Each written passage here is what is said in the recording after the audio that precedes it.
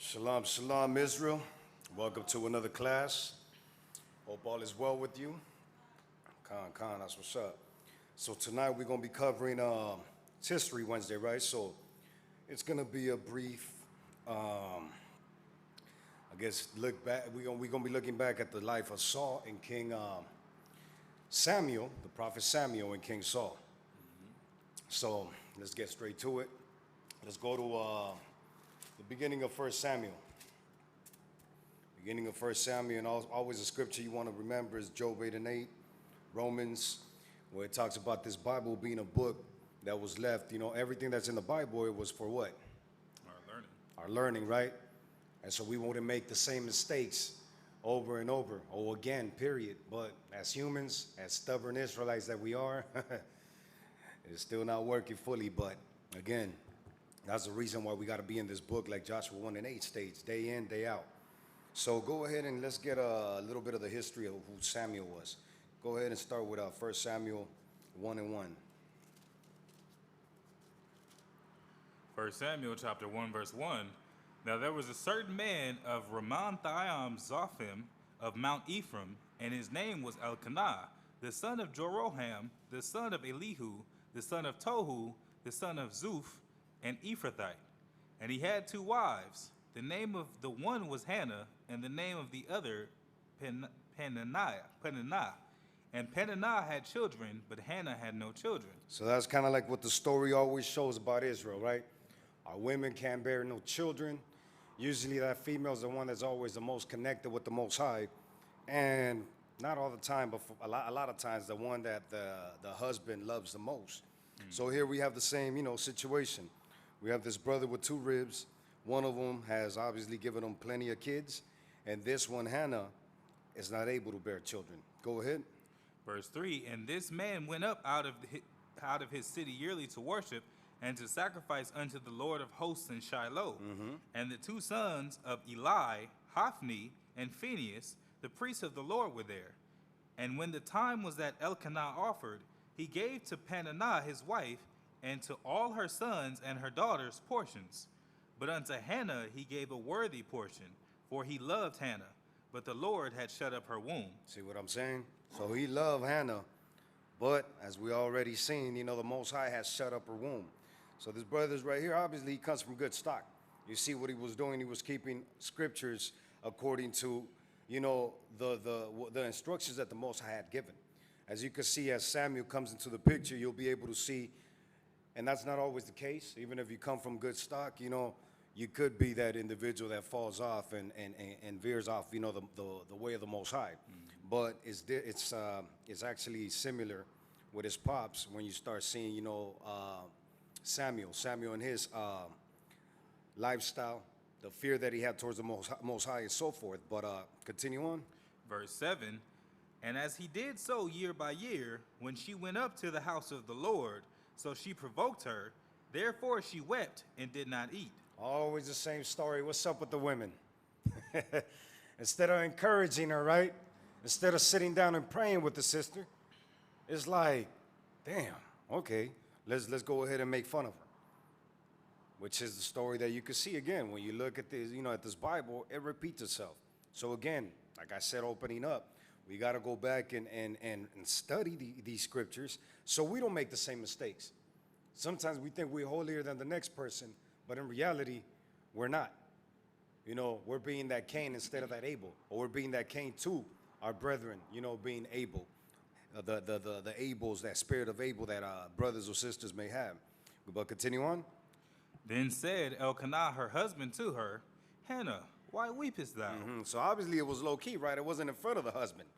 He was showing you how that hate always exists in the same household, right? The Most High Son said your enemies will be in your own household. Go ahead. And why eatest thou not?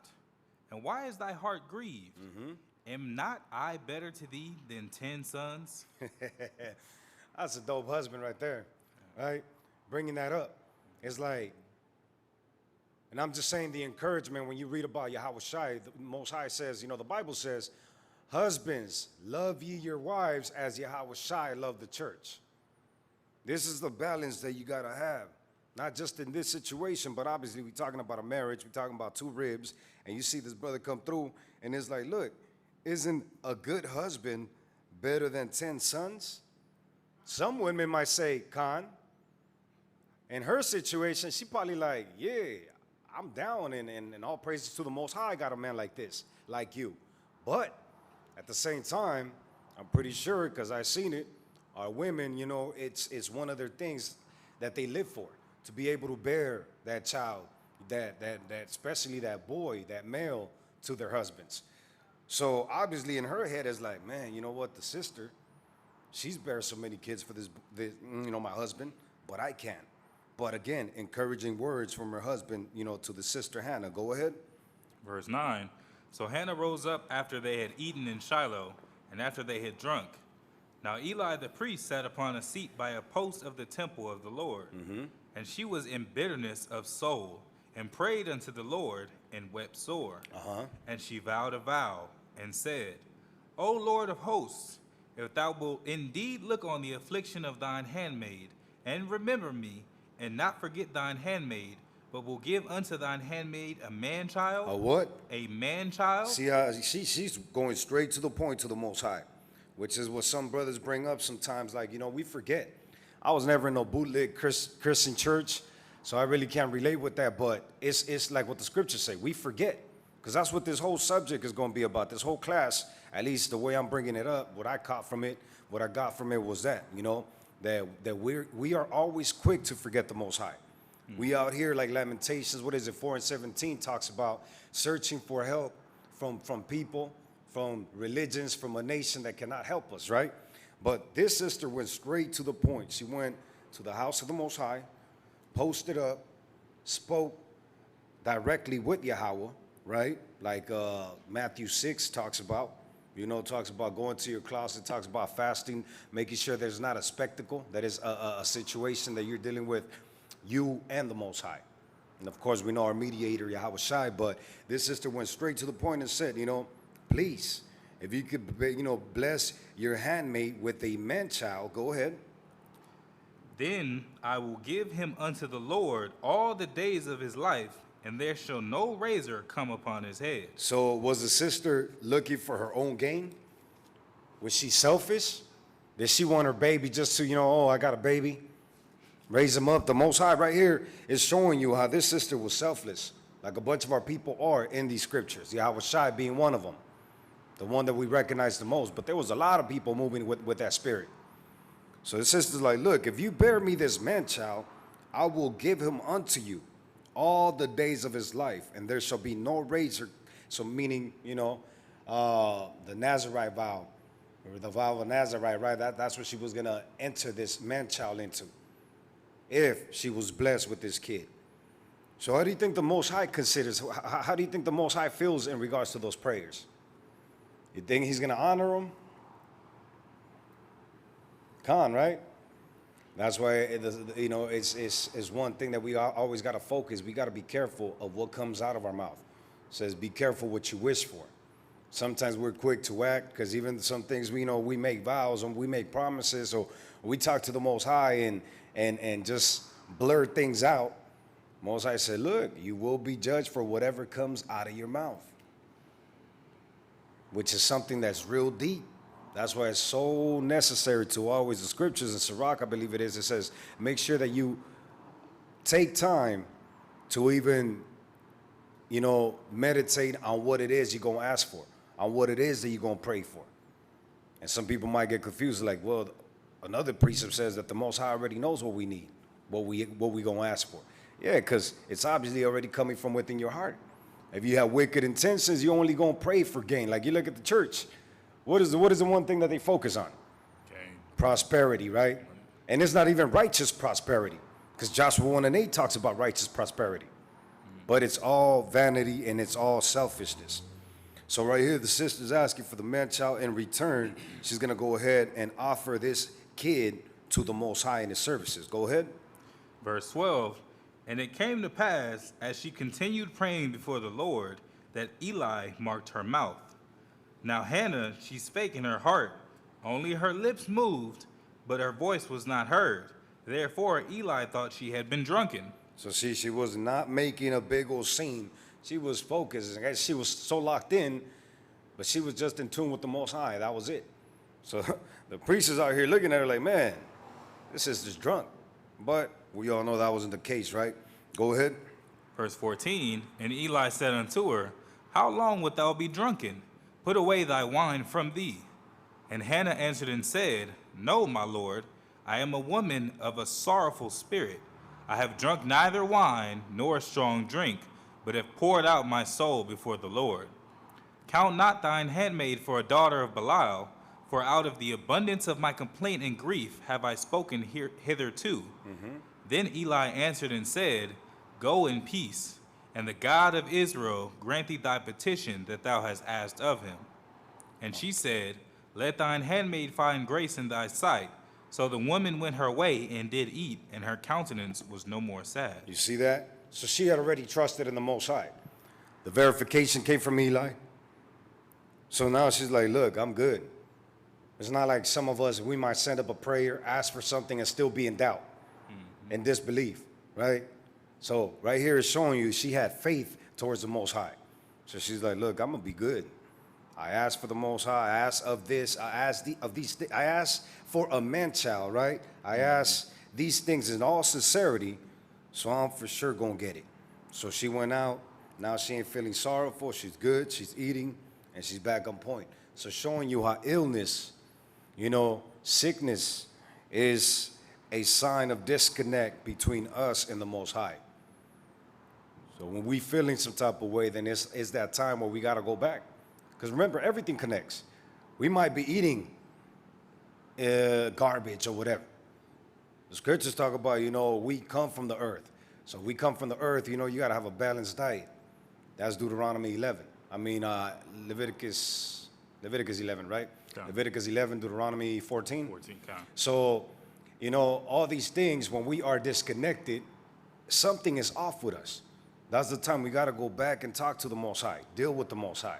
Forget about man, forget about everybody that's around us, because sometimes that's going to cloud our judgment and even the understanding that we're supposed to be getting. So that's what the Most High says, completely disconnect. Even going to that fast, so that carnal aspect of life, is fully apart from us. So that's what this sister did now. So she's fully, back whole, and she's going about her business. Go from there. So read 20.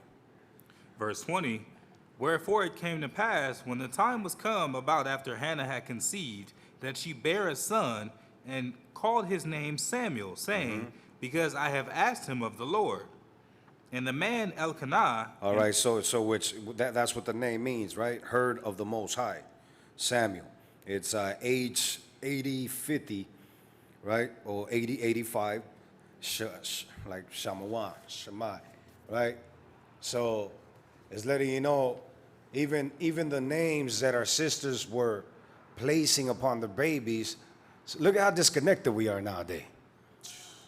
Crazy, But even show you like the relationships with the Native Americans, the indigenous people, they still had that connection.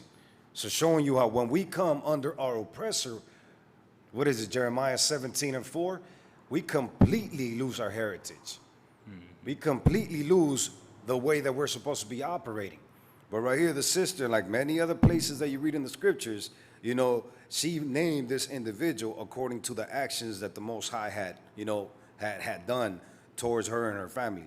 So Samuel heard of the Most High. Go ahead. Verse 21. And the man Elkanah and all his house went up to offer unto the Lord the yearly sacrifice and his vow.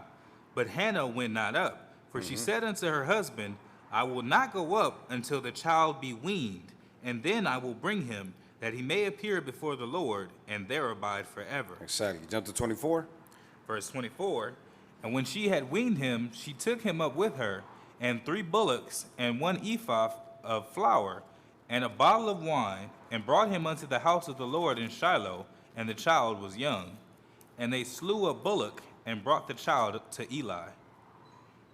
Go ahead. And she said, O my Lord, as thy soul liveth, my Lord, I am the woman that stood by thee here, praying unto the Lord.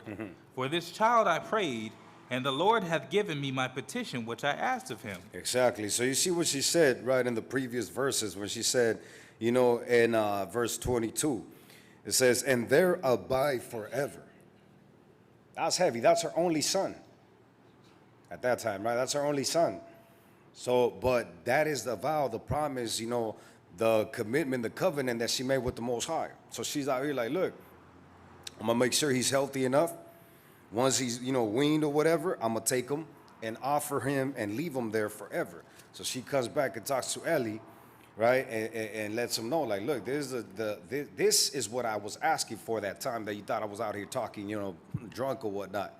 So she's bringing him, and she's offering this individual, Samuel, unto the Most High in the services. So from there, go to, so, you know, you could read chapter 2. She's fully happy, you know, she's happy at this time about, you know, what the Most High did for her. But go from there, go to 1 Samuel,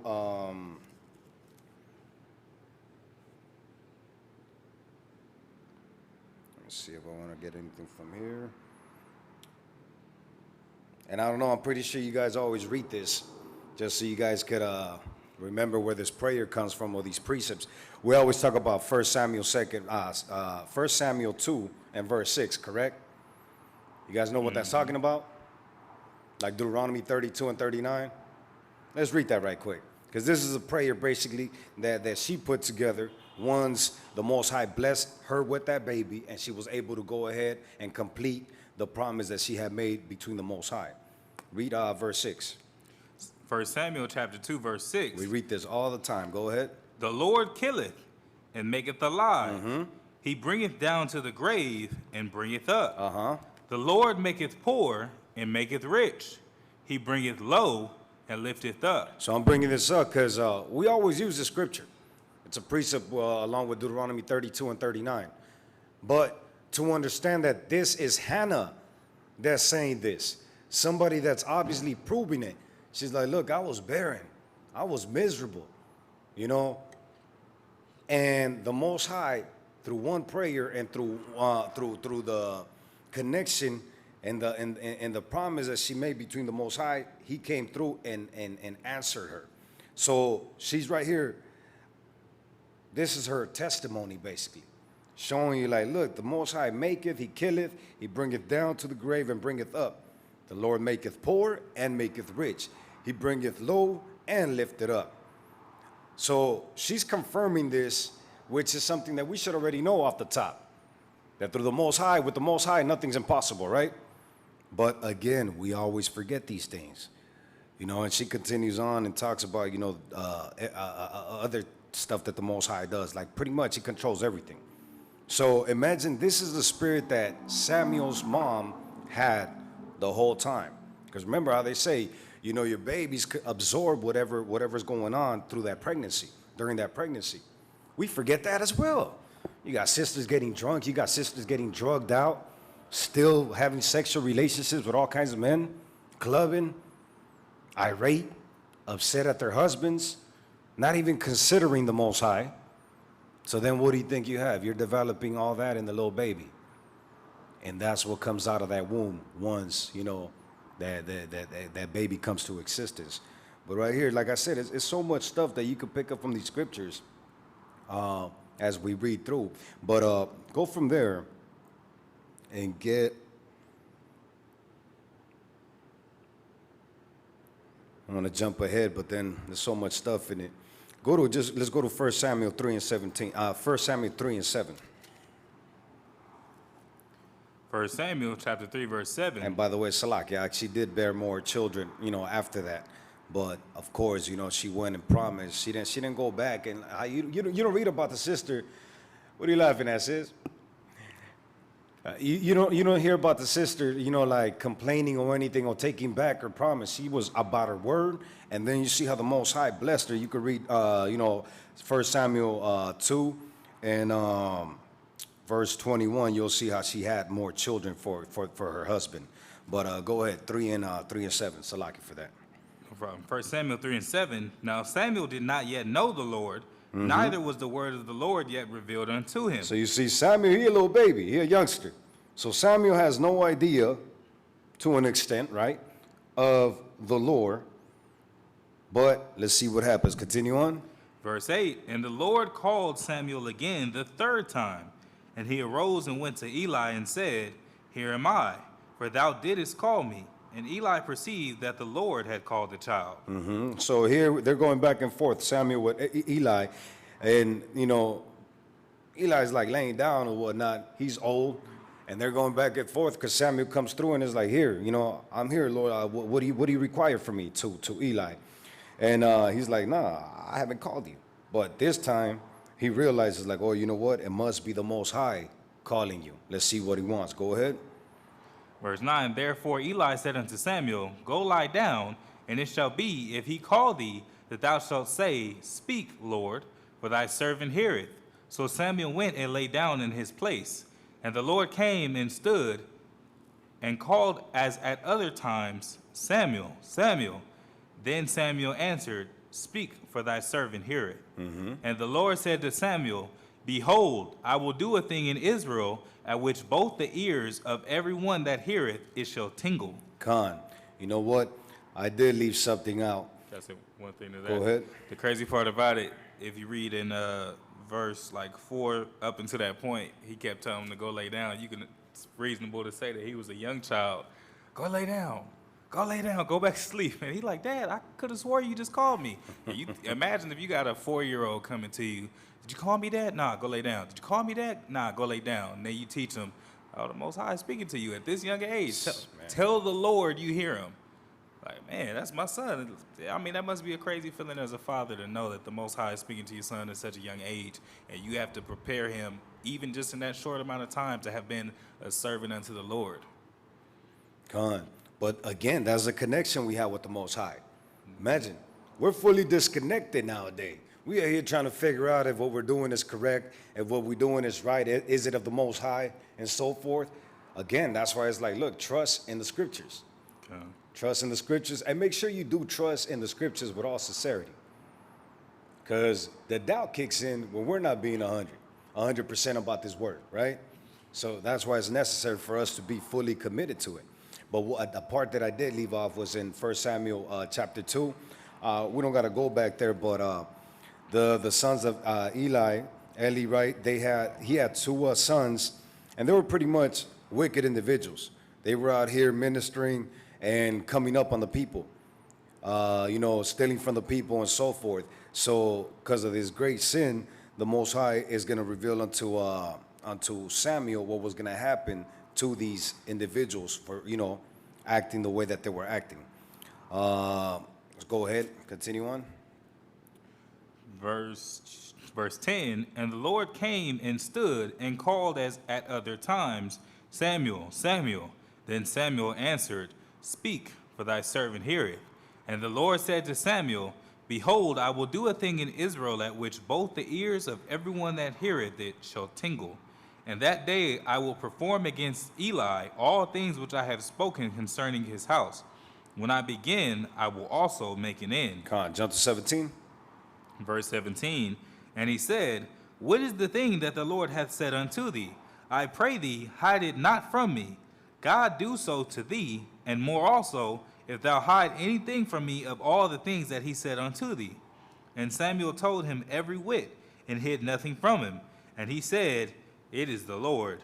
Let him do what seemeth him good. So basically, the Most High had told Samuel that he was going to do away with his kids, with his household, for being, you know, for being wicked.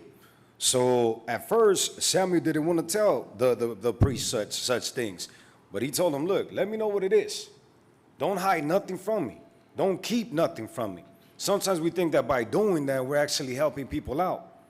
That's not the case. Sometimes we get confounded. We stuck like, man, you know what? I don't want to burn these bridges, or not even the bridges, but it's like, I don't want to hurt people's feelings.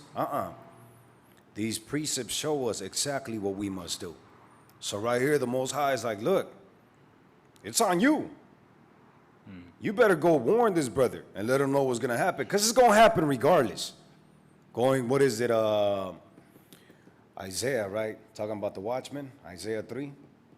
Ezekiel 3. Ezekiel 3, yeah, Ezekiel 3 talking about the watchman. That's what the Most High talks about, in Ezekiel 3, where it talks about, if you don't show this individual his wickedness, then he's going to require that blood from you. That individual's going to die and is going to get judged for it, but you are also going to get judged for that individual's blood. Mm-hmm. That's why it's necessary you stay connected, because in the Bible, from beginning to end, nothing changes. It's just so many things that we go through, so many disconnects that happen between Israel and the Most High, that we got to have all these stories to remind us of what it is that the Most High requires of us. But go ahead.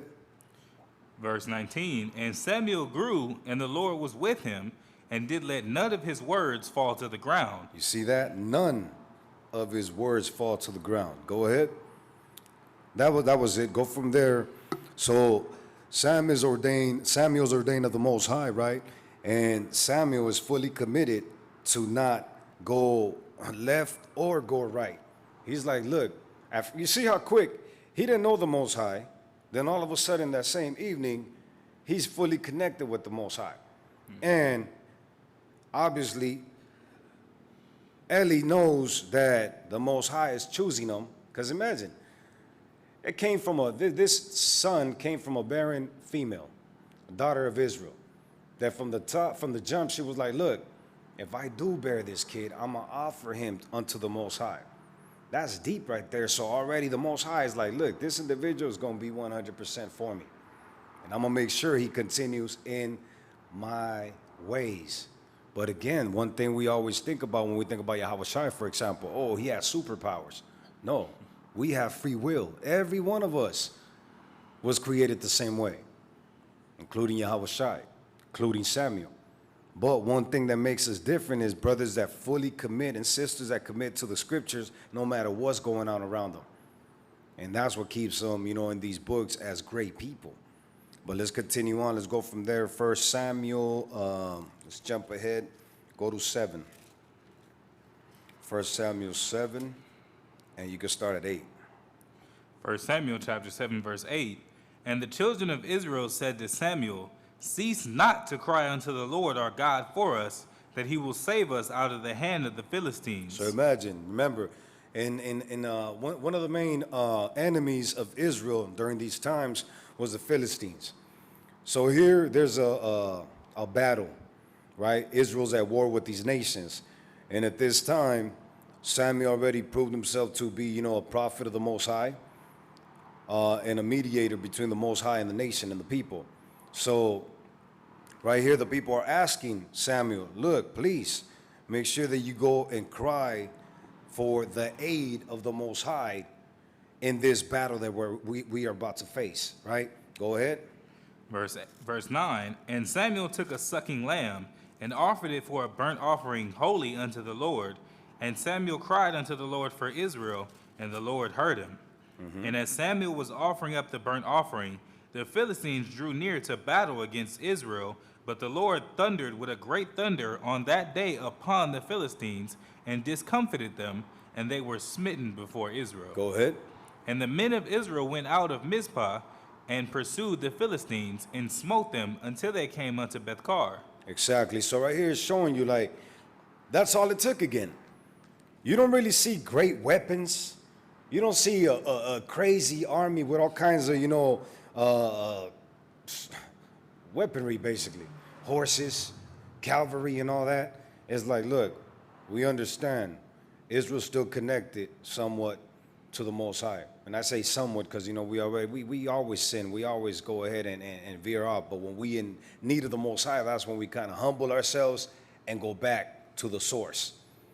Once we try everything and everything else fails, then we want to go ahead and connect with the Most High. Although he already stated from the jump, like, look, this is the only way. If you follow these paths, nobody can mess with you. So here's Israel doing what we do best when we in need of the Most High, right? So it's showing you, look, all through prayers, all through the sacrifices, but you see how the brother shed some blood and burnt offerings to make sure that the Most High seen the sincerity of the people, right? And the Most High went ahead and, aided Israel in this battle. So from there, go to 1 Samuel 8 and 1. 1 Samuel chapter 8, verse 1. And it came to pass, when Samuel was old, that he made his sons judges over Israel. Now the name of his firstborn was Joel, and the name of his second, Abiah. And they were judges in Beersheba. All right, so here we go with the story again, right? Now this individual, Samuel, he's bearing kids. You go back to 1 Samuel 7, and you see that it says also that the Philistines were subdued and they came no more into the coast of Israel. So showing you it wasn't just a little simple battle, but it was, remember the peace, even when you read Maccabees, and there was peace for a time. But that time is a good time. Imagine all the crazy stuff that we're going through right now. And we know it's not going to get better. But then sometimes we out here trying to figure out a lot of different things, but forgetting that the source of our aid is the Most High. It's like we forget that the main thing that we should be focused on is making sure that we are 100% right with the Most High. And if not, try our best to get to that level, you know? Because we're going to need the food, we're going to need the weapons, we're going to need, planning and all that. But if we are not right with the Most High, it does not matter. And that's what these scriptures continue to tell us. Like, look, Israel, get it together. Israel, get it together. No matter what happens, if Israel, remember Judith goes in on it. And a couple other scriptures I'm going to bring up, but Judith 5:17 sums it up. Like, while the Most High, while Israel committed no sin, the Most High was with them. But when they were in transgression and going against the laws of the Most High, they were destroyed in all types of ugly ways. It's the same thing that we're reading about right here. So showing you Samuel's like, look, I'm 100% with the Most High. So now we're reading about his sons. Let's see what happens with his kids. Go ahead and continue on, yeah. And his sons walked not in his ways, but turned aside after lucre, and took bribes and perverted judgment. The same way that, the previous brothers' kids went in on just taking advantage of the people, the church. That's all it is. All kinds of, bribes, perverted judgment, rich lifestyles, taking the people from, taking the money from the people and doing whatever they choose to do. That's where, you read down the way in Kings and so forth. You see how they even allow homosexuality in the temple. You read about Maccabees talking about, how these Grecians were having homosexual acts in the temple as well as bestiality. But Israel was doing that in the past by themselves. Showing you how completely brothers could get caught up and get, beyond waxing fat and kicking, just going completely to the left and committing iniquity and still thinking that they're connected and one with the Most High. But go ahead. Verse 4, Then all the elders of Israel gathered themselves together and came to Samuel unto Ramah. So look at what these elders are going to say. So they're looking at this brother. He's getting older, and he's seeing that his sons are wicked individuals. You don't think they know the history of the previous Jake that was connected with the Most High, that we just read about, and his sons? What did the Most High do then? Because both his sons were wicked, right? But the Most High provided an individual to continue forth to bring righteousness upon the land. But as Israel, we're quick to forget about that. We get so caught up sometimes trying to make things go the way we think they should be going. It's like, look, just as long as you're doing right, the Most High will put everything in order. If somebody's wicked, the Most High will expose that wickedness. If something is not of the Most High, will come to naught. That means it's not going to continue. It's going to come to a dead end, and it's not going to, come to fruition. It's not going to continue. That's it. It's going to be over with. That's the stuff that we need to always remember, And that's how we make things worse constantly. I know as individuals it's difficult, as humans it's difficult, but if we trust in the Most High and we really sincere with the Most High, he will make everything work out. So right here, look at what these brothers say. Verse 5. Verse 5, And said unto him, Behold, thou art old, and thy sons walk not in thy ways. Now make us a king to judge us like all the nations. Like what? Like all the nations. Imagine that. Instead of going into their closet like Hannah did, showing you how the Spirit was moving with the sister, showing you got to go through trials and tribulations. Sometimes you be like, man, why? Everybody else is there. Everybody else looks happy. Why am I still going through these things? How come I haven't had, the success or the blessings that them other people have had? It's all in the hands of the Most High. If you trust in the Most High, He will show you at the end of the day. One of my favorite scriptures is Romans 8:18. Because that always, actually, let's go there.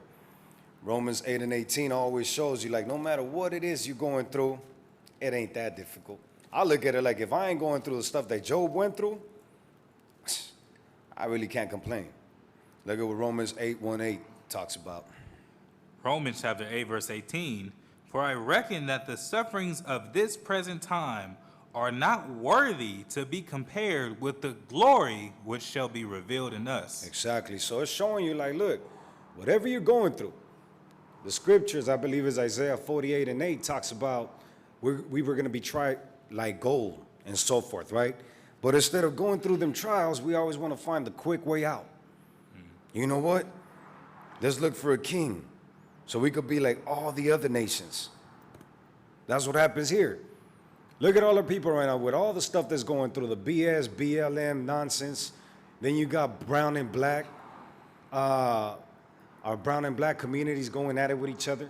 You got these fake movements, and brothers talk about it, and our own people react like we out here against our people. No, we against the BS that the government, devil through Esau, Satan through Esau is trying to push, in the minds of our people. Because instead of trusting in the scriptures and in the Most High, we want to trust in a nation that does not give a damn about us. But that's the way we run. Let's go sign these petitions. What was it? The little Brianna law that went through, right? Mm-hmm. Supposedly. Our people believe that crap. They out here talking about Bernie. Oh, yeah, Bernie. That was always my guy. He's talking about equality all throughout. That cops should be judged the same way as civilians get judged, the same way as people get judged. Man, look, get Proverbs. It kills me when I hear my people talk about this garbage. Like, really, you trusting in the enemy? What is it, 26 and 25? 25 and 26, I always get it backwards, but you know what I want. 26 and 25. Proverbs chapter 26, verse 25. When he speaketh fair, believe him not, for there are 7 abominations in his heart. Exactly. Why are we still trusting our enemy, our enemies? Because remember, even our people, if they're not with the Most High, they are our enemies. They are enemies of the Most High. Amos, 9 and 10 talks about it. Mm-hmm. Say he's not going to spare, the 2/3 are going to get done away with. That's one thing we always got to look at. We got to look at the actions, the fruit that each one of us is bearing. And sometimes, guess what? We might slip away. But are we trying to come back? As long as we don't go in that reprobate state, there's still a chance for them brothers. Remember the prodigal son, whether it's male or female. But that's where we aid each other instead of being like that sister wife that Hannah had. Instead of looking out for each other. Cain and Abel, instead of looking out for each other. What we do is, pray and wish and hope for our brethren's downfall. That's wicked right there. And at the same time, we thinking that we better than the next man, that we holier than the next individual. That's a big disconnect that we have right there. Because John talks about it. Most High says, if you can't love your brother that you're able to see in the flesh, how are you going to say that you love the Most High, a spirit that you never even seen? He says, low key, that's actions of a murderer right there. So again, we leave it in the hands of the Most High. He'll take care of it. Let's not forget that. But now, continue on. Jump down to, but look at how Samuel reacts to this. Go ahead, verse 6. Verse 6. But the thing displeased Samuel. Why do you think it displeased him? When they said, give us a king to judge us, and Samuel prayed unto the Lord. And Most High right here is moving in this brother's spirit since before his birth, before his, his creation, right? Because his mama was already connected. So it's showing you how important that Psalm 78 and 5 is, because before you even attempt to teach our children about their lineage, about the laws, about the statutes, you got to be in tune and in full accord with the Most High for you to be able to take that step. Because imagine if we're not connected with the Most High, then Psalm 78 and 5, which is basically telling us to teach our children our heritage, our laws, so Most High willing, they don't go ahead and commit the same mistakes that the wicked Israelites committed in the past. You got to be in tune with the Most High. Because somebody that doesn't care or doesn't fear the Most High is going to look at that like, just give them an iPad, give them a PlayStation, let them babysit themselves, let them grow up. As long as they go to school, get an education, get a decent job, that's all that matters. That don't matter at all. That's vanity. That's nonsense. The scriptures say, no, teach your children. Show them who their enemy is. Show them how to fear the Most High. Show them how to be in tune to the Most High, like the Jake said. Imagine 4, little baby, youngster. Low-key toddler, right? What's the age of toddlers? I think between 2 and up until 4. Around there, right? So these are little toddlers connected with the Most High. That's what Samuel was. So right here, Samuel's like, but these things that the people were asking for, it displeased them. So he went and spoke to the Most High. He prayed unto the Lord. Go ahead. And the Lord said unto Samuel, hearken unto the voice of the people in all that they say unto thee, for they have not rejected thee, but they have rejected me. Imagine that. Samuel was in tune to this right here. Let's go to Deuteronomy. Deuteronomy 4. Deuteronomy 4, you could start at verse 5. Deuteronomy 4 and 5. Behold, I have taught you statutes and judgments, even as the Lord my God commanded me, that ye should do so in the land whither ye go to possess it.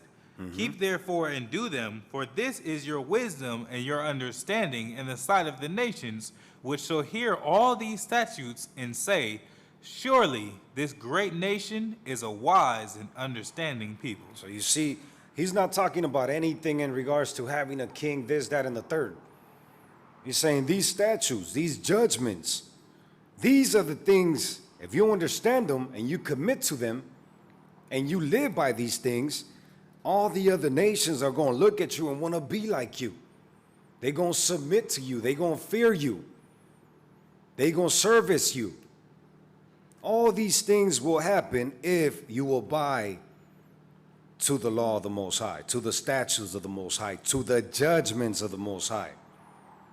Go ahead, read verse 7. Verse 7, for what nation is there so great, who hath God so nigh unto them? Imagine that.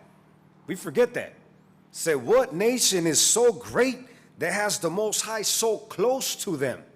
Samuel was talking to the Most High. Imagine how that's crazy.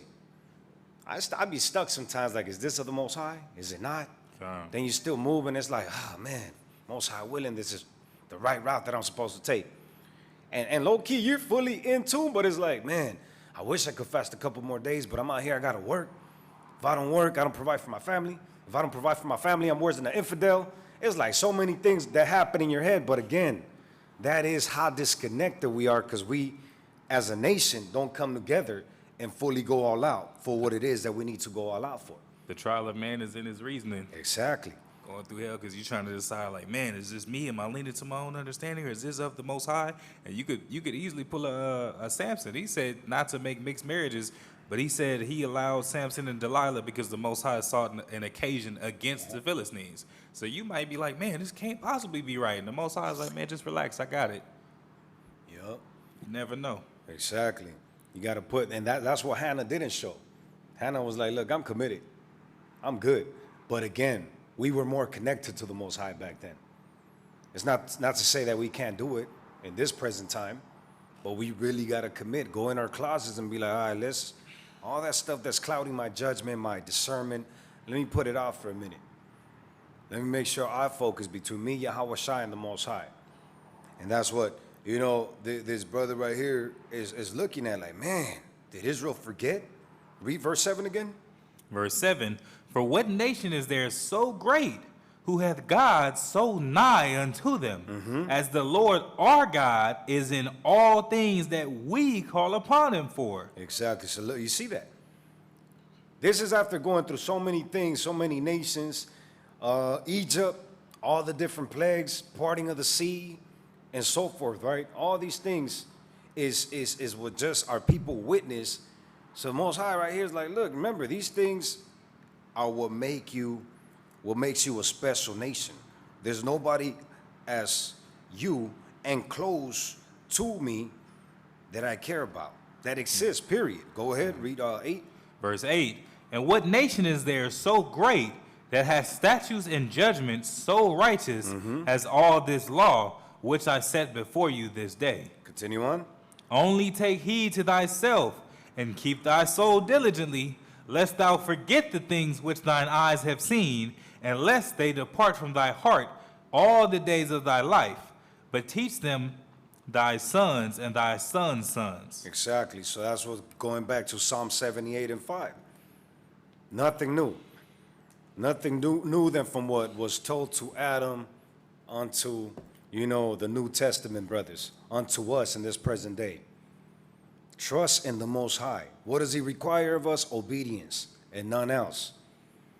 Faith, to really, really, really put our trust in him and nothing else, right? So go from there, go to Psalms 105. Psalms 105, verse 5, verse 6.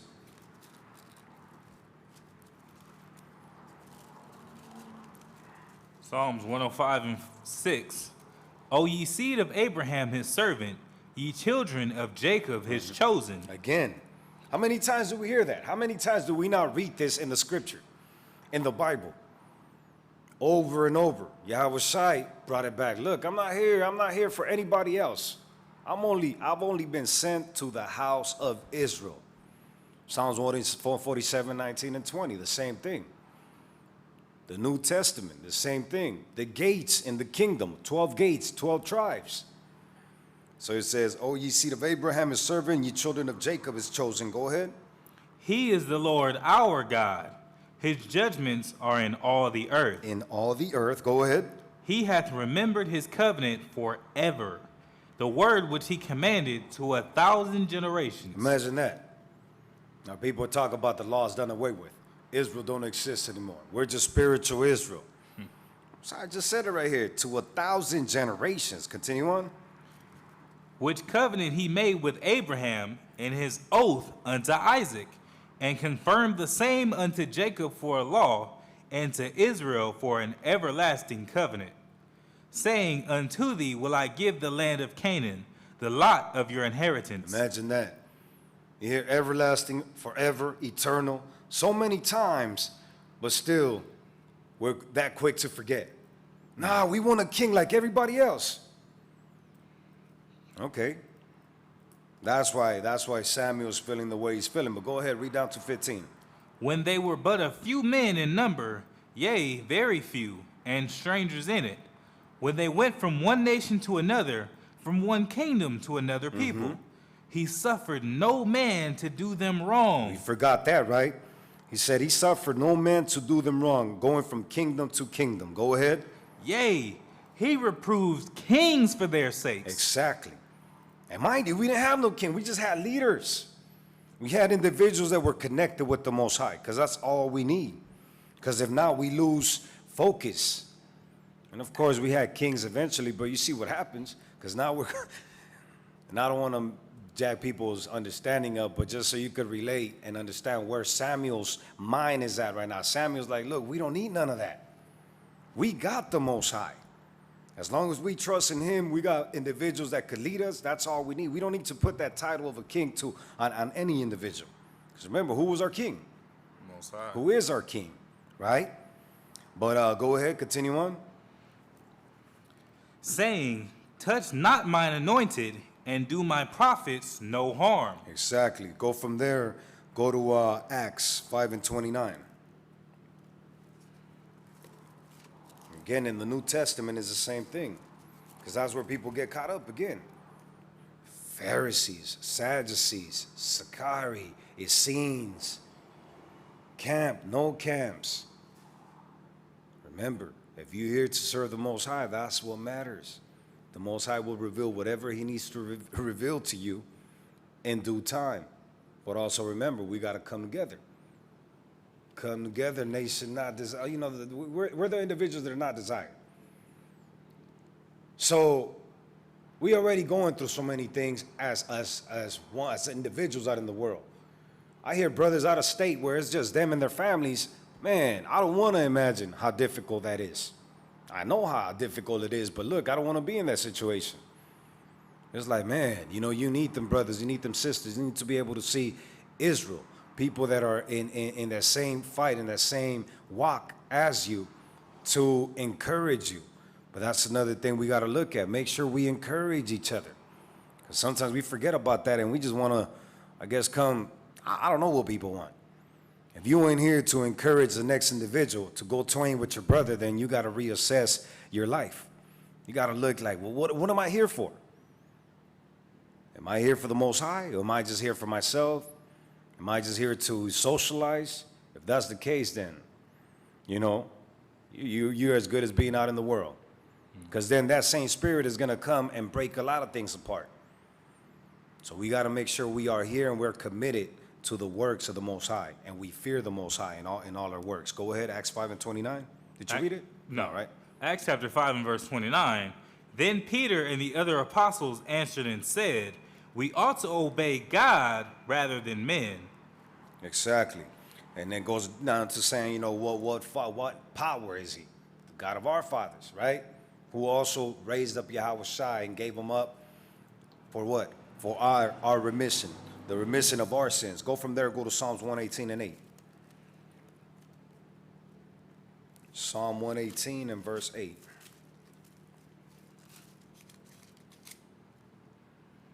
Psalm chapter 118 verse 8. It is better to trust in the Lord than to put confidence in man. Exactly. That's all day, every day. All day, every day. Let's go to Jeremiah 17 and 9. That includes yourself. The brother brought it up in that Sirach scripture. Go read Jeremiah 17 and 9. Jeremiah chapter 17 and verse 9. The heart is deceitful above all things and desperately wicked. Who can know it? I, the Lord, search the heart. I try the reins, even to give every man according to his ways and according to the fruit of his doing. So you see, it's not that complicated. If we moving wicked, we moving in a deceitful manner, then at the end of the day, the Most High is not going to be with us, which is what we about to see that. Because anybody that has any understanding between Samuel and King Saul, you see the complete opposite. But it also shows you how you could start off well and completely go off. Or vice versa. You know, you got Saul in the New Testament. Paul, right? He was persecuting our people to the point that it would always haunt the Jake. Like, man, he had to go and vow the vow of a Nazarite, right? To be able to be spared by the people. He didn't have to do that. But just to prove the people, look, I'm with you. That's why, what is it? Psalms 133? No, Psalms 122 talks about a good name, right? Our reputation is so vital in this walk. It's so vital, period, in the world. Your credit, your credibility, it's always going, you know, people always going to look back. And I don't know, I think IQ have dropped a lesson back in the day about, I think it takes 24 years for you to forget something something negative that somebody did to you. Mm-hmm. But something positive, it's like 18 months. Quick. All the good deeds I could do for you, about a year you'll forget about them, about a year and a half. But if I did something against you, something wrong, if I wronged you somehow, it's going to be in your mind for about 24 years. Brothers that have wives know what I'm talking about. You know, remember what you did like 7 years ago, like, no, to the detail. It was about 9:15. You hear these brothers? Like, God damn, no, I don't. You know what you did. You know, but that's what happens. So going and seeing that that's the case, then we got to realize, you know what? Be blameless. Yahweh Shai said, be blameless, be blameless, be blameless. Before every action, everything that comes out of our mouth, make sure that we analyze it. Even gestures, sometimes, we might have a-hole faces. I think I might have that because no matter where I go, I'm looked at like, man, this Jake mad or whatever. I'm like, I'm not, but I've gotten brothers in class sometimes. People call me out like, hey, man, you kind of, looked at that brother and it seemed like, you were fed up with the question that he was asking or whatever. I'm like, damn, okay, well, let me check that. That way I don't put out, something that's not factual. But, our women got that as well. Not to talk about women, but, shaking the head and rolling them eyes and all that. Sometimes you think that don't affect people, but it does. All these things, because you might be talking the sweetest, speech or whatever, but you have certain body movement that is like, you know what? I don't fully believe what's coming out of your mouth. So it's a lot of things we got to consider. Going back, I'm bringing all this out as far as making sure that we take care of our reputation. That's why when we slip, and also brothers got to understand that, the scriptures also talk about how many times are we to forgive somebody. 70 times 7. How many times? I think it's 70 times 7, or 70 times. It's either 70 times 70 or 70 times 7. 70. It's a whole lot of times, right? Basically, It's a lot. we send them up. Actually, go there right quick. Go to Matthew 6 and verse 9, the prayer. Yeah, the prayer, but at the bottom, right after the prayer, read 15. Matthew chapter 6, verse 15. But if ye forgive not men their trespasses, neither will your Father forgive your trespasses. Imagine that. So it's heavy, because we talk about this every day. We send them up. Forgive our debts as we forgive our debtors. But as soon as we see that person we got some issues with, we are here having evil thoughts towards that individual. And then we still think that we're moving according to scriptures, but already we in error. We already slipped up. That's why our grudges and all that is not of the Most High. If Yahweh Shai said, forgive these individuals, for they know not what they do. Think about that. You're about to get put to death with no blemish, no sin, and he still says, look, Abba, forgive them, for they know not what they do. That's kind of like I want to call it semi-reprobate state that we go in a lot of times. We think that we're right, but low-key, we're blind at that time. We got that veil over our faces, thinking over our eyes, thinking that we're doing right, but we're not. That's why humility is necessary. The meek shall inherit the earth. Okay. It's deep. So every time we, examine yourselves. The scriptures tell you that. We got to always examine ourselves, whether we in the faith of the Most High, and the walk and the truth, and these oracles, or if we're somewhat disconnected. Because somewhat disconnected is going to get you caught up. Either you fully in or fully out. Lukewarm is going to get you spewed out of the Most High's mouth. But go ahead and get, was that it? Con. All right, go from there. You were Jeremiah, right? Yeah. No, you where you at right now? Psalm? That was just Matthew. Oh, Salakia. Yeah, Matthew. Go back to, we finished Jeremiah, correct? Okay. All right, so then from there, go to Isaiah 43. Remember, all these scriptures I'm bringing up in regards to how Samuel was feeling in regards to what the people were asking. They were asking for a king, and they wanted to be like all the other nations. Samuel felt the way he felt because he had this whole understanding. Look at what it says right here. Go ahead, 43 and 15. Isaiah chapter 43, verse 15.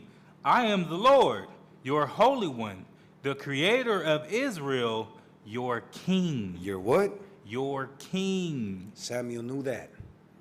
Our people got disconnected. Instead of praying, going into so many fasts that you hear about in the Bible. Because mind you, they're not even going through things right now. They're in fear of whatever's to come.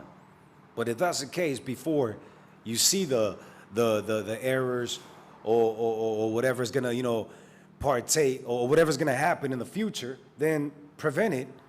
And how about these brothers, these elders could have came out and been like, look, you know what?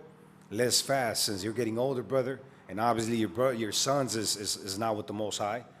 Let's pray and hopefully find somebody that's able to continue on with the connection that we have towards, with the Most High, and continue that legacy, continue that connection, and continue to, guide us righteously in the ways of the power of Yahweh, right? But instead, nope, they're asking to be like every other nation. Read 15 again, Ike.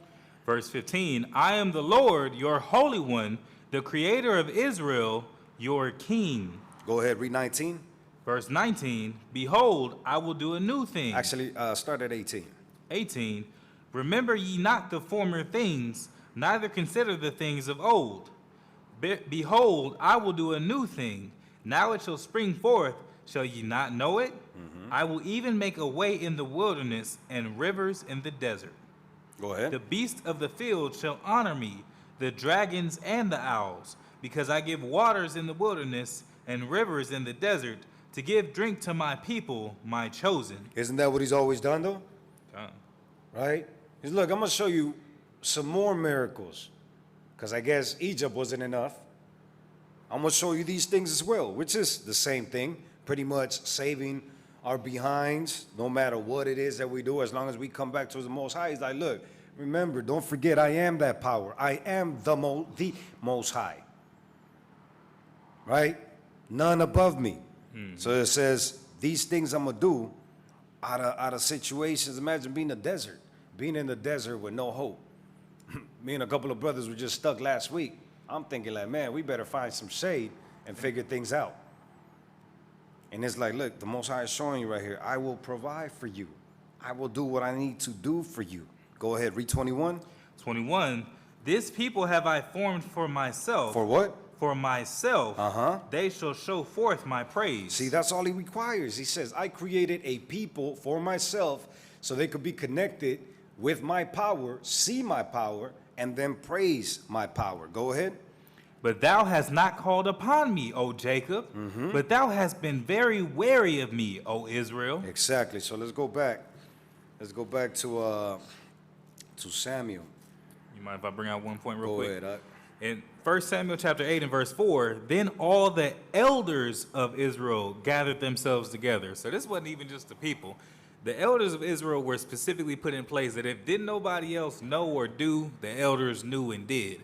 In a situation where a woman doesn't have any male family members or any or even female family members, if there were no men, if she didn't have anybody to look out for her and there was a man that was interested in marrying her, there was no one else to judge. The elders could judge of the city. So it wasn't just like any old body that was coming to Samuel saying, hey, we want a king. They was the ones that was supposed to know better. They was the ones that was supposed to be teaching the youth, teaching their sons, keeping the people in line, being judges over so many situations that were put in place for her. And ultimately, they were the ones that were saying, give us a king. And that's why it's even more of a burden, because it's like, well, damn, I know if you thinking that way, then surely your sons think that way because you've taught them after your manners. Surely their sons think that way. The people are going to think that way. And you've been judging the situations not even in the fear of the Most High. You're judging the situations looking at what the other nations want, what the other nations have and desire. That's why he said, this is really a burden unto me, because now how am I supposed to get the people in line when the elders of the city are already in this mind frame? Con. Exactly. You know what? I have a couple other scriptures, because this is a point that I really want to bring home. So go to Isaiah 44 and 21. Well, yeah, like the Jay said, and that's look at our communities nowadays. That's exactly what we do. We go everywhere. Everything is essential except for the word of the Most High. That's the last thing that we think about. That's the last thing that we want to commit ourselves to, knowing that that's the only thing that's going to get us out of the situations that we in. Go ahead and read that, 44 and 21, book of Isaiah. Isaiah 44:21. Remember these, O Jacob and Israel, for thou art my servant. I have formed thee, thou art my servant. O Israel, thou shalt not be forgotten of me. So Most High is telling you, look, you are my people. I will not forget you. We forget him. We forget the power that he has. When we caught up and have that fear, that doubt, that's because we're disconnected from the Most High. He's looking at us like, really? Imagine your son in your own house is shook about something that you got power over, and it's not going to affect them in any type of negative way. That's funny. You'd be out there laughing at that kid like, really? He's afraid of that? He's afraid of the darkness? All you got to do is hit that switch. I pay for the light bill. That mug is on. But imagine him in the corner all shook for days. All you got to do is go hit that switch, turn the light on, or even call for you. Hey, Pops, Mom, you know, turn that light on. I'm shook out here. I think something's wrong with him. You know, but that's the doubt that we go into. Forget about the Most High. From there, bringing up the same point, go to Luke 18. Because even Yahushua brought it up. And Yahushua was so meek, so humble, so, selfless, that sometimes we don't pick up on a lot of the stuff that he did for us. Go ahead. 18:17. Luke chapter 18 and verse 17. Verily I say unto you, whosoever shall not receive the kingdom of God So as like, a... is that what I want? You were at 18? Yeah, 18 to 17. As a little child. Hold on. That's not what I want.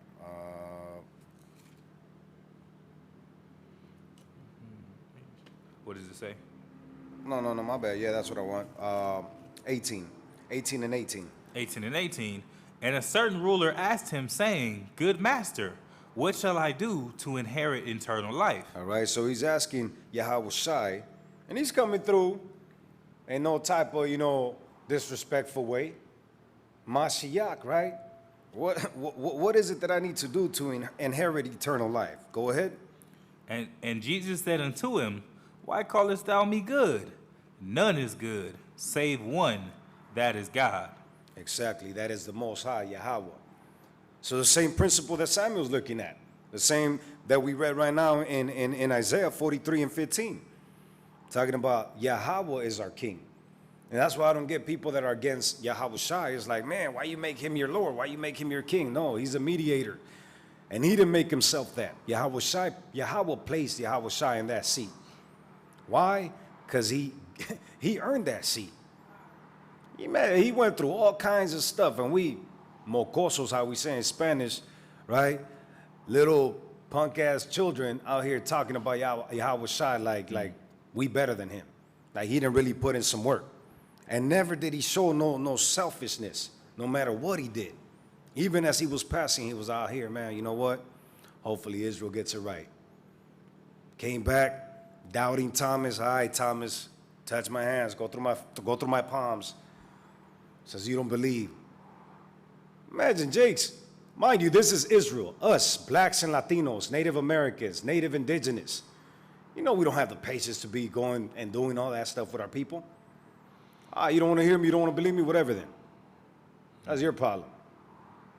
I wish I was still humble enough, like, all right, Thomas, come through. Check my hands out, check my palms. This is me. It's incredible, but showing you right here, Yahushua like, look, there's none good but Yahweh, the power that sent me to do what it is that I need to do.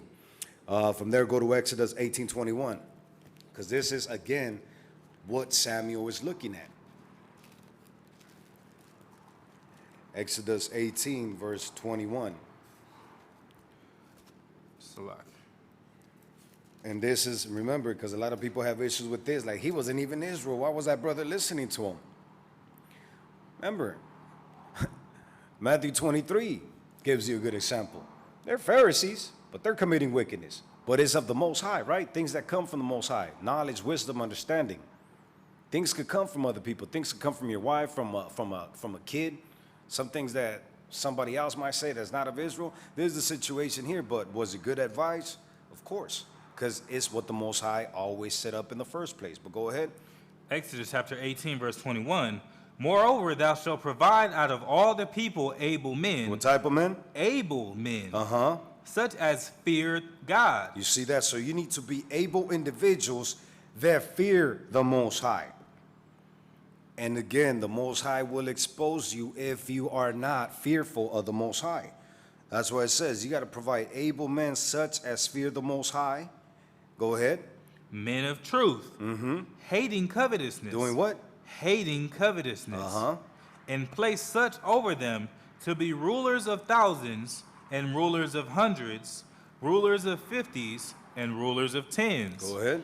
And let them judge the people at all seasons. Sometimes. At all seasons. Uh-huh. And it shall be that every great matter they shall bring unto thee, but every small matter they shall judge. So shall it be easier for thyself, and they shall bear the burden The with what? thee. Bear the burden with So you thee. see, bear the burden. So it's showing you right here, it's not an easy task. Jake's right here want to just throw it onto a king. Nah, let's just get the king. The king will deal with it. Nah, those elders should have been posted like, you know what, let's figure it out. Let's pray to the Most High. Let's balance this out. Let's make sure we all on point, right? So it's deep when you read these scriptures. Like we must come together and really figure out a lot of the issues that we have as a nation, as families. Because imagine, a house divided, what's going to happen to that household? It's not going to stand, right? It's going to fall. So it all starts at home. It's a lot of things. We can't fix the nation when our households is out of order. So it's a lot of things that we got to consider. But this is what, his father-in-law is telling him, look, get able men, such as fear the Most High. Is he giving them any type of wicked advice? Nope. Off the top, he's like, look, people that are able to lead, judge at all seasons. And of course, obviously, for you to be able to judge, you got to fear the Most High. God, and even Christ said when it came to the Pharisees, even though they were wicked, he said, do after the manner in which they tell you, but not after the manner in which they live. Do as they say, not as they do. Because they're giving you good advice, but I don't mean they might not live according to that advice, but they speaking facts. You can listen to them, you just don't act like them. Right? Go ahead and read down to 26. Verse 23, if thou shalt do this thing, and God command thee so, then thou shalt be able to endure, and all this people shall also go to their place in peace. He that endure until the end, the same shall be saved. It's such a mission, Israel. And sometimes we get caught up in our own person, thinking that, sometimes we might be wrong, but we want to push what we want to push because we don't want to look weak in front of the people. We gotta kill that. Most High says, look, if thou, endure, it says, God command thee so, then thou shalt be able to endure. And this, Salakia, and all this people shall also go to their place in peace. We a unit. We got to hold each other down. It's necessary, because if we don't hold each other down, then who can we trust? Because we are examples to other people with less faith to be able to show them, like, look, if we abide by the law of the Most High, forget everything else, forget feelings, emotions, and all that, then we're going to bring those people with doubts to a place where it's like, you know what? Yeah, these brothers are really about this word. These sisters are really about this word. That one right there, him right there, they got some issues. Let me pray for them. Let me send them up. Father, please remove this veil from their eyes. Hopefully they can see clear. And if we focus on that, the Most High will hear our prayer. Remember, we always getting tested on a daily basis. Even while we sleeping, we're getting tested. All right, so we must focus on all these things. But go ahead. So Moses hearkened to the voice of his father-in-law, and did all that he had said. And Moses chose able men out of all Israel, and made them heads over the people, rulers of thousands, rulers of hundreds, rulers of 50s, and rulers of 10s. And they judged the people at all seasons. The hard causes they brought unto Moses, but every small matter they judged themselves. Exactly. So it's, as a nation, we all must be judging people, judging our brethren, right? Especially if it's small matters. That's what the scriptures say. Matters that are a little deeper or whatnot, you have individuals with more knowledge that are able to take care of those things. And there's so many different, imagine you got finances, you got health issues, you have marriage, spousal type issues, you have children, right? Education. And so many things as a nation. That's why that book, From Babylon to Timbuktu, is so deep. When they break down all the offices that our people held, everything. Revenue agents, imagine. We need revenue agents to be able to make sure that our money is on point. People that know the law, so we be able to go ahead and make sure that we get what is due to us, and so forth. So it's like they said, it takes a village, right? It takes a whole nation to raise this nation. So we all gotta really meditate and play our position in this walk. It's necessary. But let me see if that was it with that. Yeah, that was it. Let's go back to where we left off. 1 Samuel chapter 8 and verse 6. 8 and 6. But the thing displeased Samuel when they said, "Give us a king to judge us." And Samuel prayed unto the Lord. And the Lord said unto Samuel, "Hearken unto the voice of the people in all that they say unto thee. For they have not rejected thee, but they have rejected me, that I should not reign over them. According to all the works which they have done since the day I brought them out of Egypt, even unto this day, wherewith they have forsaken me, and served other gods, so do they also unto me. Now therefore hearken unto their voice, howbeit yet protest solemnly unto them, and show them the manner of the king that shall reign over them." And Samuel told all the words of the Lord unto the people that asked of him a king. So you see how the Most High is like, look, all right, if that's what you're asking for, be careful what you ask for. But if that's what you're asking for, all right, give them warning. Give them one last time. Give them fair warning. Let's see how they react. Go ahead. And Samuel told all the words of the Lord unto the people that asked of him a king. And he said, "This will be the manner of the king that shall reign over you. He will take your sons and appoint them for himself, for his chariots, and to be his horsemen, and some shall run before his chariots." So he's talking about the power trips people get, right? Go ahead. "And he will appoint him captains over thousands, and captains over fifties, and will set them to ear his ground, and to reap his harvest, and to make his instruments of war, and instruments of his chariots. And he will take your daughters to be confectionaries, and to be cooks, and to be bakers.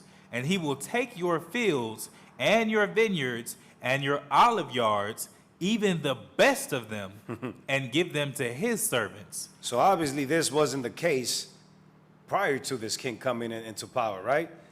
So basically he's saying, look, you're going to have, if you thought you had issues now, you have many more issues coming about for setting this individual in that power seat, instead of just doing things how we were supposed to be doing from the jump. So Samuel is giving them fair warning. Let's see what the reaction is. Verse 15, "And he will take the tenth of your seed and of your vineyards, and give to his officers and to his servants. And he will take your manservants and your maidservants, and your goodliest young men, and your asses, and put them to work." Yeah, jump down to verse 19. Nevertheless, the people refused to obey the voice of Samuel. You see that? Go ahead. "And they said, Nay, but we will have a king over us, that we also may be like all the nations. Man, go ahead. And that our king may judge us, and go out before us, and fight our battles." Think about that. So their focus is like, look, we want to be like everybody else. Forget what the Most High says. Forget the individual that just spoke to the Most High and is bringing us this advice and these warnings. No. That's cool, Samuel, but nope. We're not going to obey. We refuse that. We'd rather have a king and be like every other nation. We don't want to be special. Took away the very thing that made us special. Said, "I just want to be like everybody." Man. But that's what Israel continues to choose. Nope. We want to be like Babylon. We want to be like the whore right here. We want to move and have everything that this damn mother of harlots partakes of. We want all that as well. We want to sip that cup. We don't want to be that special, sanctified, right, peculiar people that the Most High made us to be. That's crazy. But now that's why Samuel is like, man, okay, whatever. You know what? If that's what you want, that's what you're going to receive. So go from there, go to, let's see what happens with the individual that the Most High chooses. Go to first, let's see. And just why you getting that? He warned them. He gave warning to the people. He said, "All right, look, hey, y'all saying y'all want this. Look at all these bad things that that's gonna happen." That's just like The same way with Babylon and all these other nations, how they fornicate, how they don't practice the laws of marriage that is within Israel.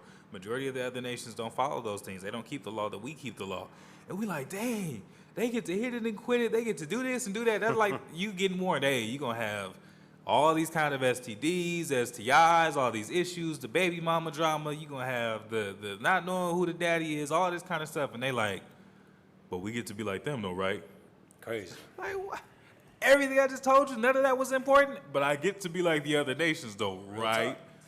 Right. I mean, yeah, I know my son is going to be given to a wicked king, and my daughter is just going to be taken and used however they want. And I know he going to rob us and, you know, everything that I'm working for, he just going to give it to his homies. But we will have a king. He like, man, just the mindset of Israel, man. Man, backwards in the mud. And look at how they clown us. This whole struggle, right? So-called black people, native people. Look at this Black Lives Matter movement. They had this big, right, June, what is it, Pride Month? Mm-hmm.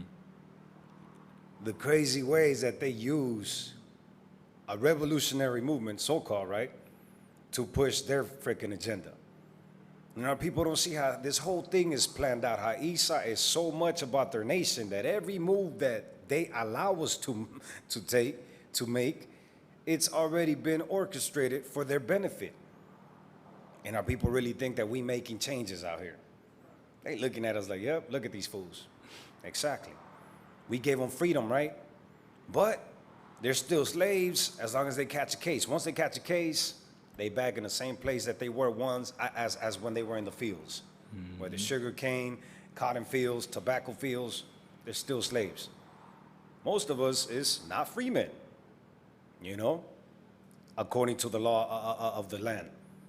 But our people still think that we have them freedoms because we're able to, like the brother said, we're able to enjoy, so-called, the freedoms of these other, the things that these other people partake of, which at the end of the day bring our destruction to us. Backwards.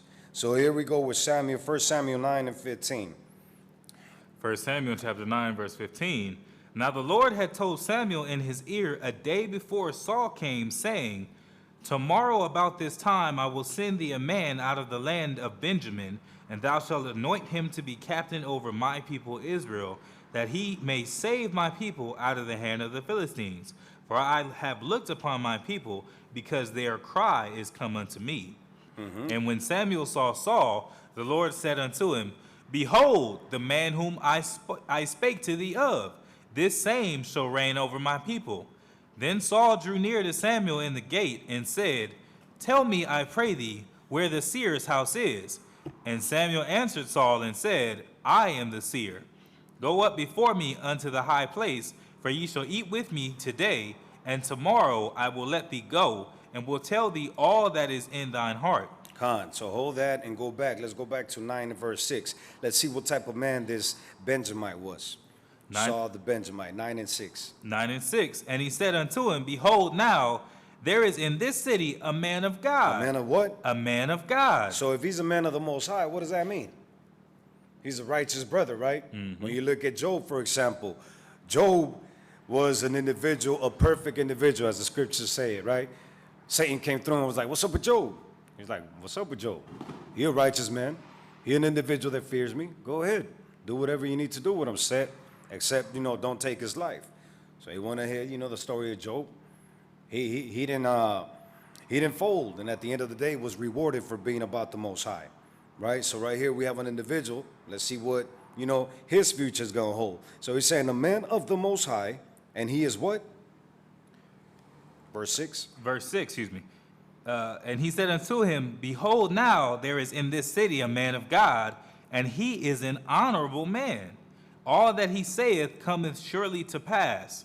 Now let us go thither, peradventure he can show us our way that we should go. Mm-hmm. Then said Saul to his servant, but behold, if we go, what shall we bring the man? For the bread is spent in our vessels, and there is not a present to bring to the man of God. What have we? And the servant answered Saul again and said, behold, I have here at hand the fourth part of a shekel of silver. That will I give the man of God, to tell us our way. Khan. So that was Salakia. That was Saul. Samuel that they were talking about. But continue on. Before time in Israel, when a man went to inquire of God, thus he spoke, "Come and let us go to the seer, for he that is now called a prophet, was before time called a seer." Then said Saul to his servant, "Well said, come, let us go." So they went unto the city where the man of God was, and as they went up the hill to the city, they found young maidens going out to draw water, and said unto them, "Is the seer here?" Khan, and they continue on. Salaki for that. That was still Samuel that they were talking about. Well, but we'll see. We'll find how the Benjamite Saul was actually a righteous brother. Because why would the Most High choose him if he wasn't a righteous individual, right? So go from there. Go to verse 21. Verse 21, and Saul answered and said, "Am not I a Benjamite, of the smallest of the tribes of Israel, and my family the least of all the families of the tribe of Benjamin? Therefore then spakest thou so to me." So because he's saying, like, look, I'm going to take you up, and there's something that the Most High desires of you, and something that he's going to award you with, right? So this individual showing you, does he seem like somebody that's a vain person? What is he showing right here? In verse 21. You say what? A virtue. Right, virtue, meekness, humility, right? So he says, me, a Benjamite, of the smallest of the tribes of Israel, and my family the least of all the families of the tribe of Benjamin. Go ahead. Wherefore then speakest thou so to me? And Samuel took Saul and his servant, and brought them into the parlor, and made them sit in the chiefest among them that were bidden, which were about 30 persons. And Samuel said unto the cook, "Bring the portion which I gave thee, of which I said unto thee, set it by thee." And the cook took up the shoulder, and that which was upon it, and set it before Saul. And Samuel said, "Behold that which is left, set it before thee, and eat. For unto this time hath it been kept for thee, since I said, I have invited the people." So Saul did eat with Samuel that day. So imagine, he must be tripping out like, man, because remember, he came at him, was like, oh, you saw the Benjamite. He never seen him before. So he's surprised, like, yeah, how do you know me? What? Because remember, he was looking for the cattle that his pops had lost. So they're searching for this cattle. They meet up, and he's like, damn, I'm coming to a feast. And this brother's telling him, this is a feast that was already set up for you, for this occasion, for this meeting that we're having right now. So imagine how Saul's looking at it like, damn, I'm just a meek Benjamite from the smallest family of the families of Benjamin, and I'm being set up, as it like pretty much in, a royal type state, right? Go ahead. And verse 25, and when they were come down from the high place into the city, Samuel communed with Saul upon the top of the house. And they arose early, and it came to pass about the spring of the day that Samuel called Saul to the top of the house, saying, "Up, that I may send thee away." And Saul rose, and they went out both of them, he and Samuel abroad. And as they were gone down to the end of the city, Samuel said to Saul, "Bid the servant pass on before us." And he passed on. "But stand thou still a while, that I may show thee the word of God." Let's see what the word of the Most High is. Go ahead. Then Samuel took a vial of oil and poured it upon his head and kissed him and said, "It is not because the Lord hath anointed thee to be captain over his inheritance? When thou art departed from me today, then thou shalt find 2 men by Rachel's sepulchre in the border of Benjamin at Zelzah, and they will say unto thee, The asses which thou wentest to seek are found." So you see, he was looking for his cattle, right? And he says, look, don't worry about all that. They're going to tell you they were found. Go ahead.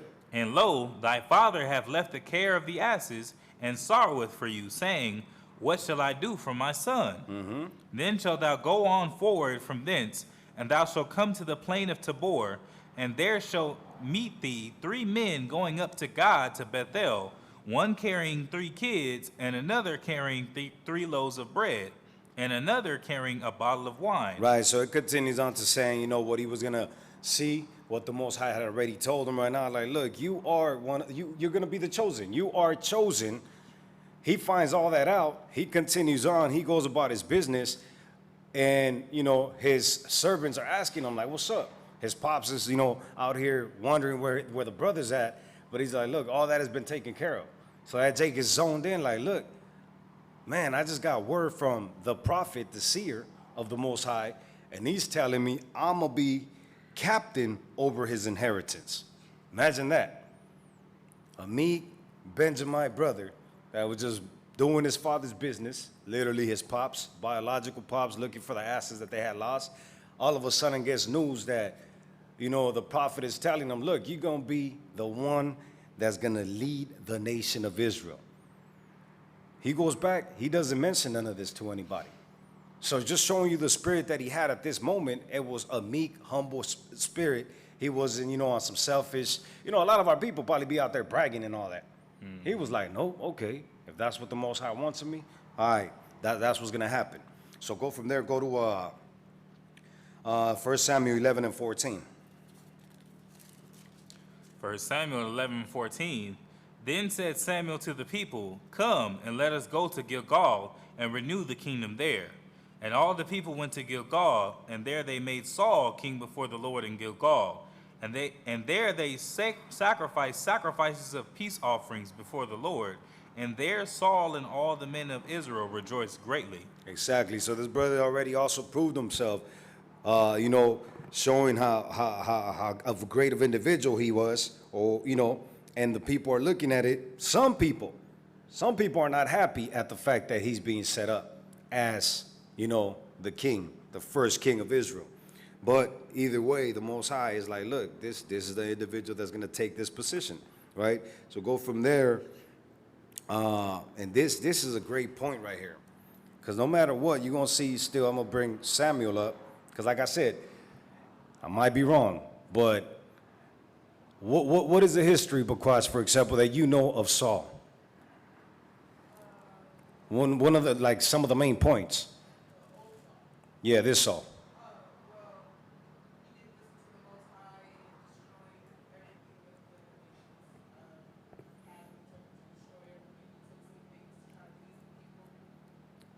So the sister basically said that Saul disobeyed the orders of the Most High, right?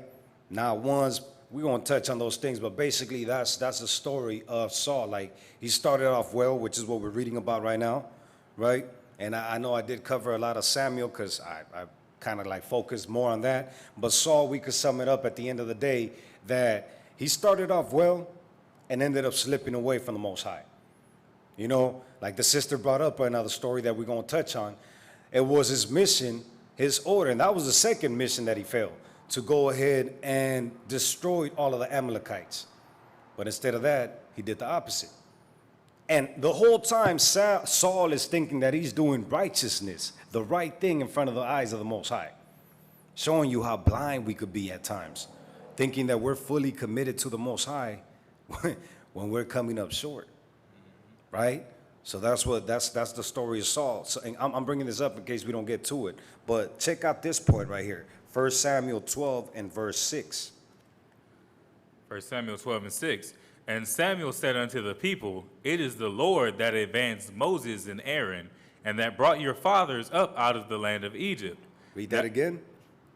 6. And Samuel said unto the people, it is the Lord that advanced Moses and Aaron. That? It is the Lord that advanced. I don't know if it's making sense, but basically Samuel is letting people know, look, again, I'm not happy with this king situation, but now this king, Saul, is the individual that the Most High chose. Why? Because he found him worthy of serving that position. So now he's letting people know, look, it is the Lord that advanced Moses and Aaron and brought your fathers up out of the land of Egypt.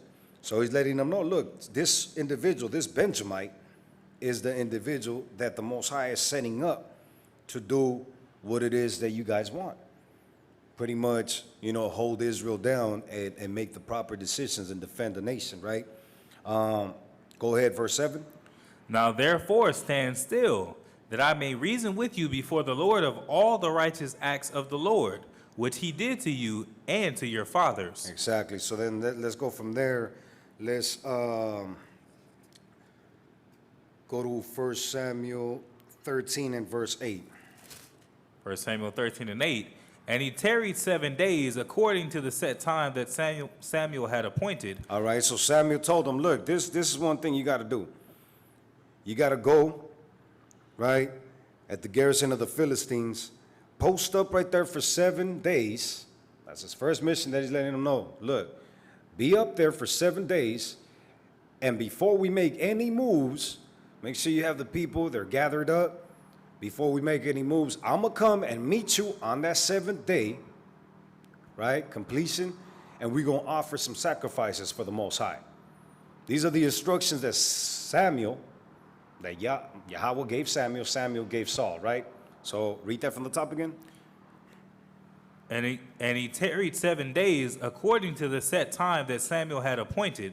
But Samuel came not to Gilgal, and the people were scattered from him. So the people are scattered from Saul, right?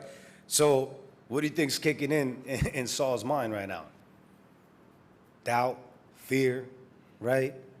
He out here thinking like, man, something must have happened to Samuel.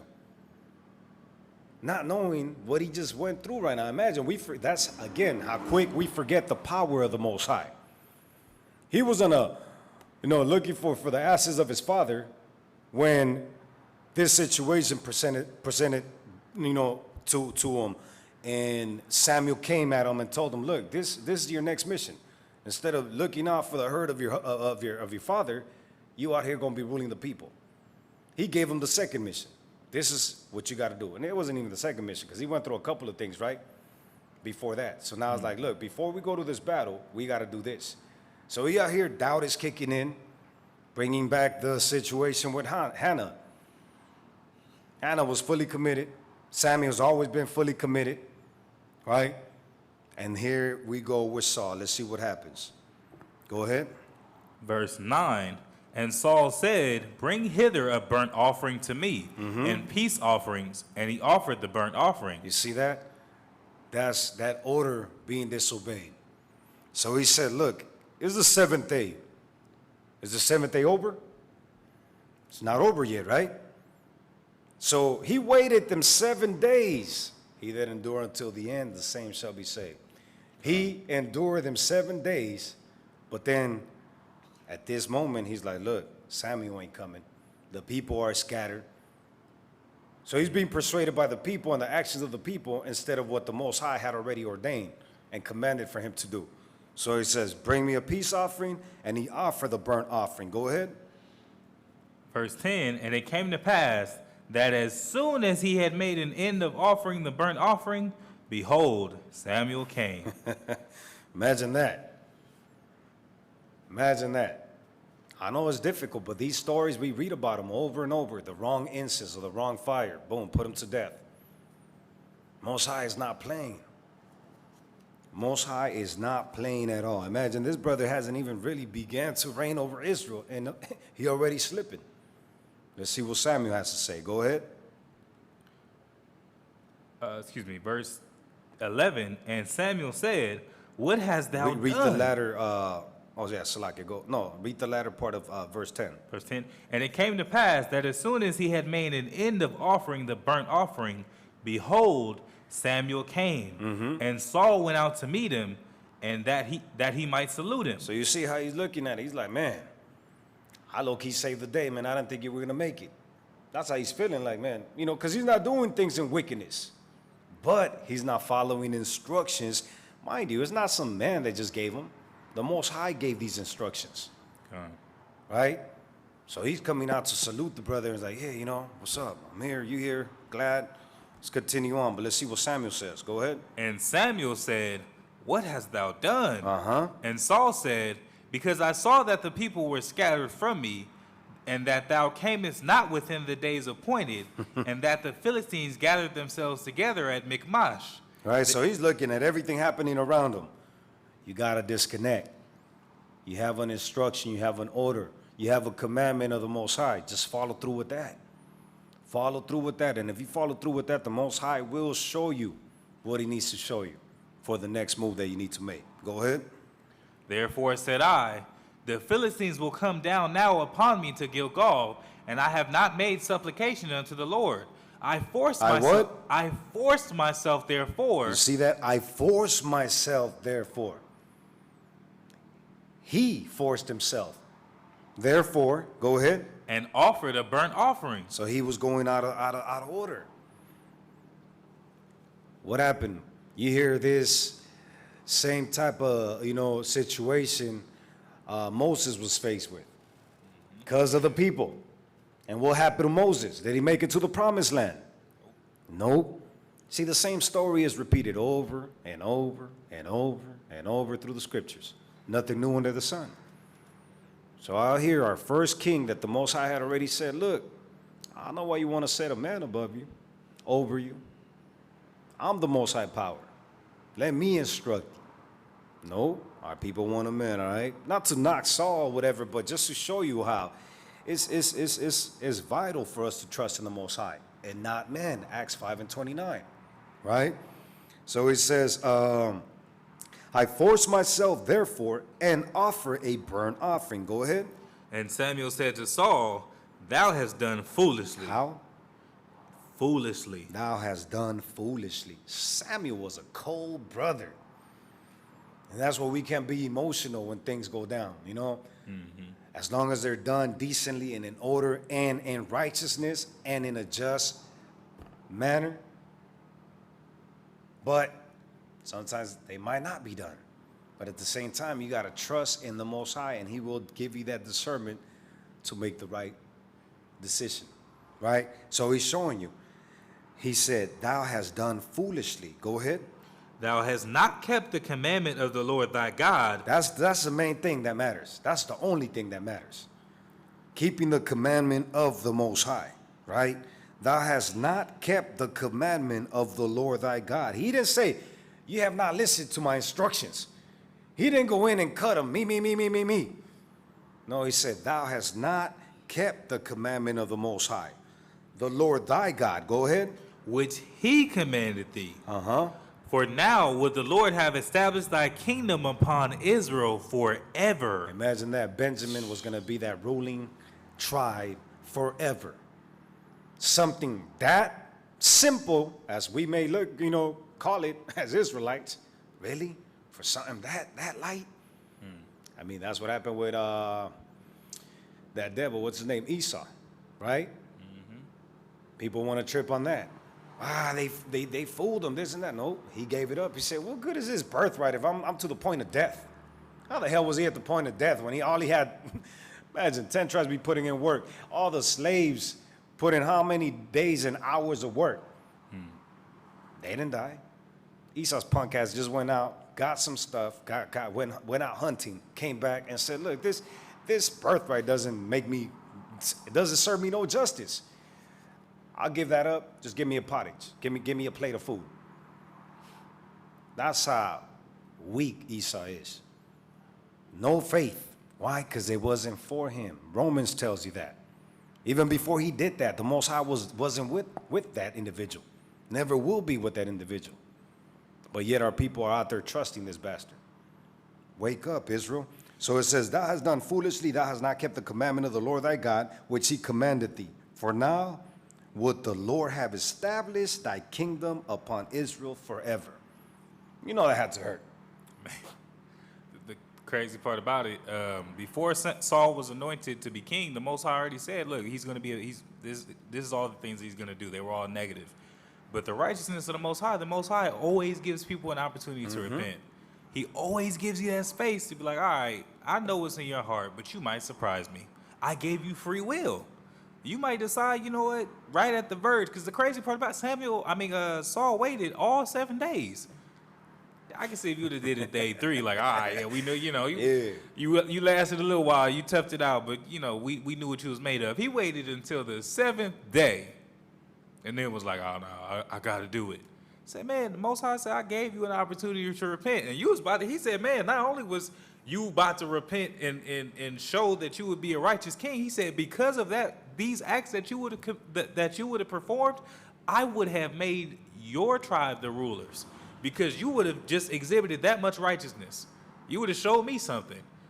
But at the end of towards the end of the 7 days, he said, you did what I knew you was going to do. Yeah. What I called ahead of time, before you were even king, I told the people what kind of king you would be. One after your own heart.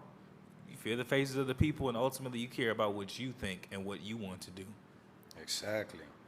But and again, we're gonna bring that up. Is the stuff that we gotta focus on. Like, is this of the Most High? Am I keeping His commandments, or am I just basically making excuses to do and fulfill my lust, the lust of the flesh? Because a lot of times that's what it is.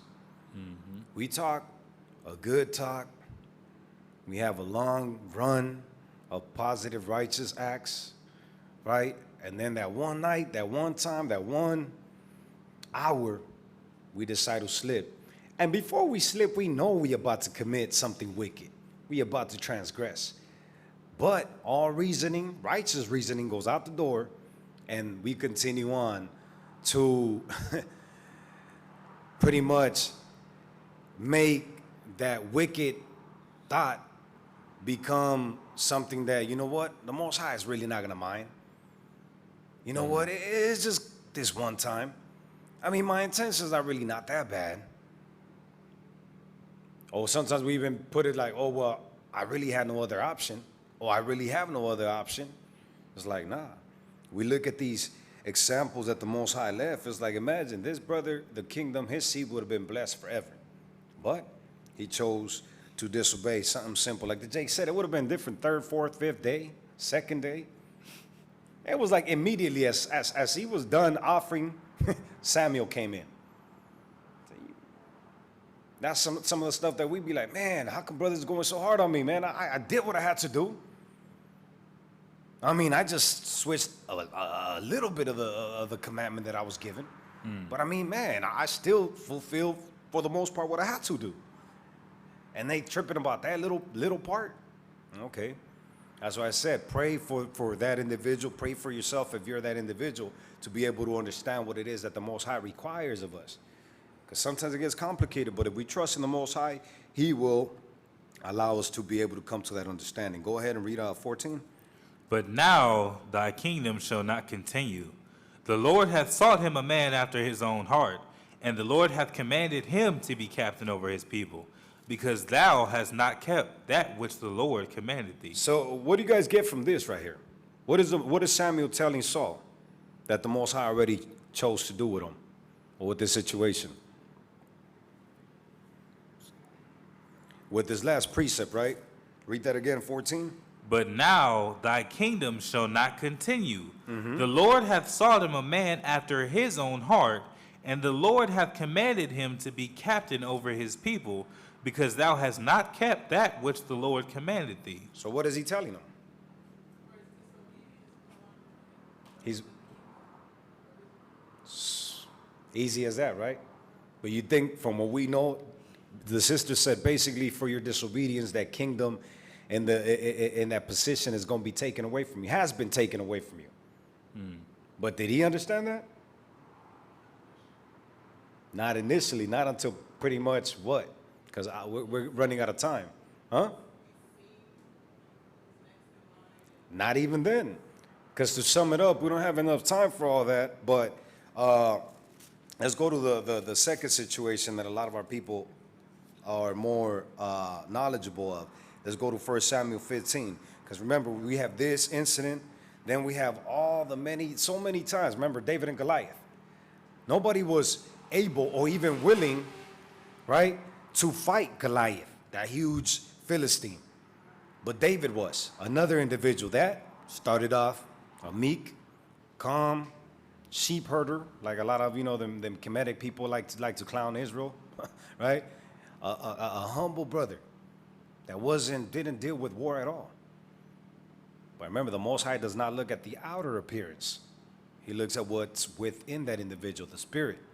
He chose that Jake, right? That's down the line. That's David and Samuel, David, Samuel, and Saul. But remember, that came about.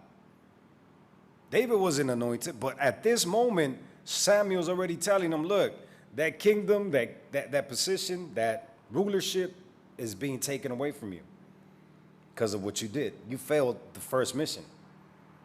Mind you, he went through war and all kinds of situations, still thinking that the Most High was with him. That's cold right there. That's scary. The Most High wasn't with them because he wasn't tuned in. He gave him a lot of chances, a lot of opportunities, but no matter. Low-key became a king. How many times did he try to kill David? You remember that, right? A gang of times. How many times did David, how many opportunities did he have to take out Saul? Because Saul considered David his enemy. And what did David do to him to become his enemy? Nothing. Jealousy basically kicked in. Yep. Right? But let's look at this other situation. Go ahead, 15 and verse 1. Verse 1, Samuel also said unto Saul, the Lord sent me to anoint thee to be king over his people, over Israel. Now therefore hearken unto the voice of the words of the Lord. So right here, look, he sent me to anoint you. Make sure you hearken. We already have some history with you. Make sure you're on point. Right? Go ahead. Thus saith the Lord of hosts, I remember that which Amalek did do to Israel, how he laid wait for him in the way when he came up from Egypt. Now go and smite Amalek, and utterly destroy all that they have, and spare them not, but slay both man and woman, infant and suckling, ox and sheep, camel and ass. And Saul gathered the people together and numbered them in Telaim, 200,000 footmen and 2,000 men of Judah. And Saul came to the city of Amalek and laid wait in the valley. And Saul said unto the Canaanites, Go depart, get you down from among the Amalekites, lest I destroy you with them. For ye showed kindness to all the children of Israel when they came up out of Egypt.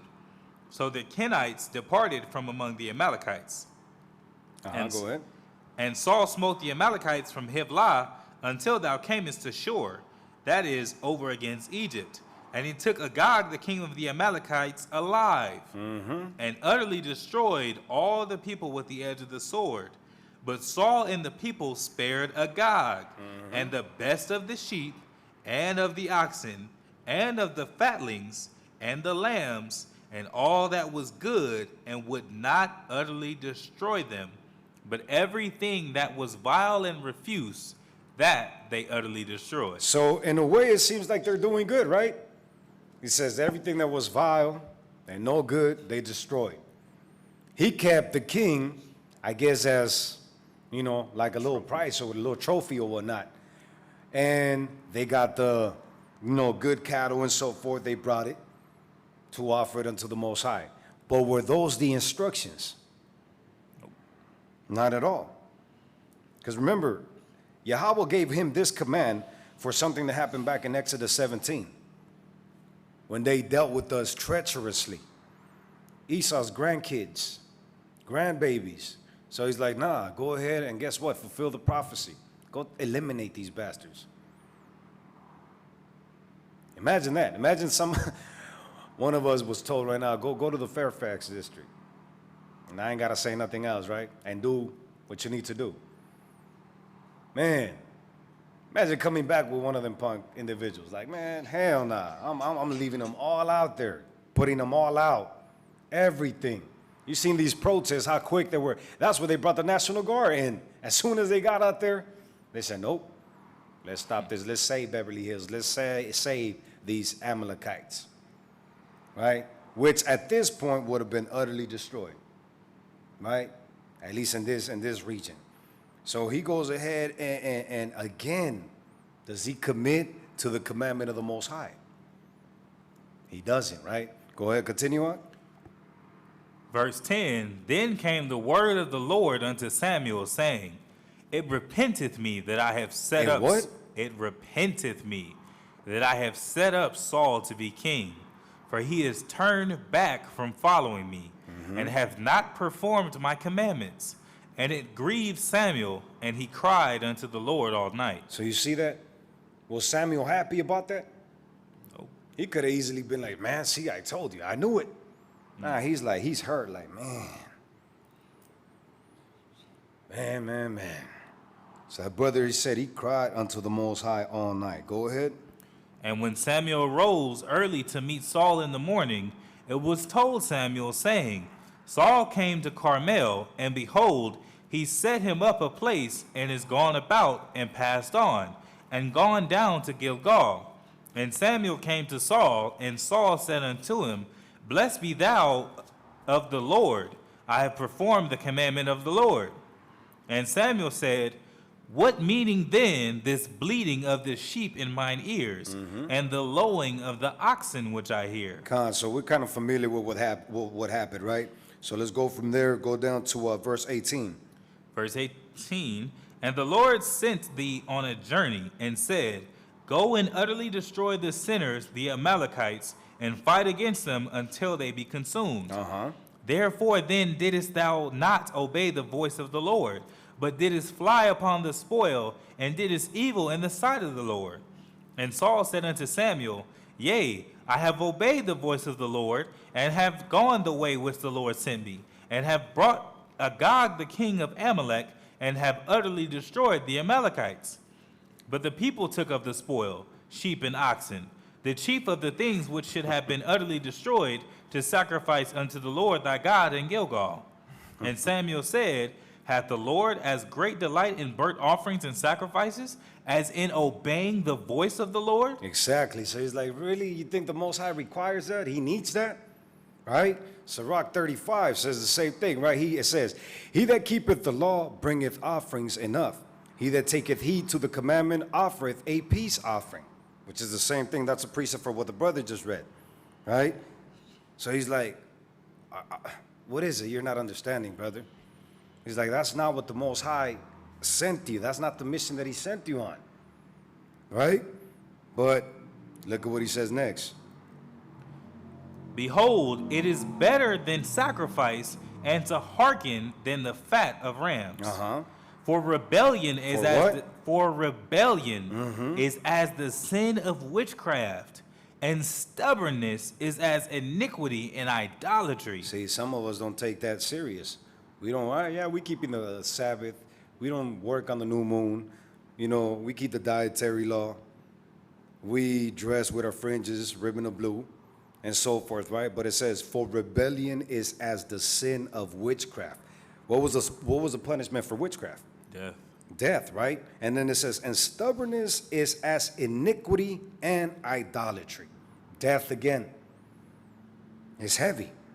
Showing you how the power that we have is so powerful and is willing to back us up, but at the same time, willing to take us out if we don't obey him. If we disobey him and think, the ways of our own mind, it says there's a way that seemeth right to a man, right? But at the end of the day, what comes with that? Death.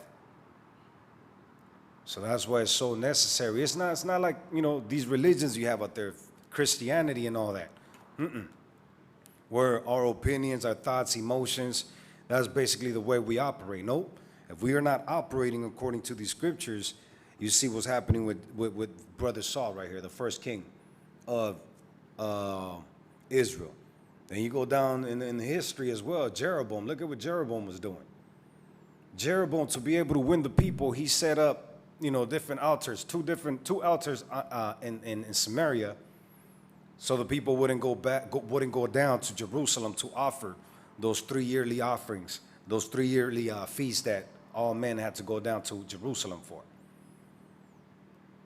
And then what happened with Israel? All kinds of wickedness. Every king was worse than the last. Omri comes into the picture. Omri set up his own way of law, his own government, and so forth. And that's what happens to us. Still thinking that we're connected with the Most High, but in reality, we're doing our own things, our own laws, our own statutes, ruling our own particular ways, but still think we're connected with Abba, right? Read verse 24. Verse 24, And Saul said unto Samuel, I have sinned, for I have transgressed the commandment of the Lord, and thy words, because I feared the people and obeyed their voice. And before that again, it said, he hath also rejected thee from being a king. That's the second time. He still don't see it. No, we pretty much ran out of time, but we'll probably follow it through next time. But just to sum it up, Saul went as far as having so much jealousy towards David, an individual. The scripture says, go twain with your brother, right?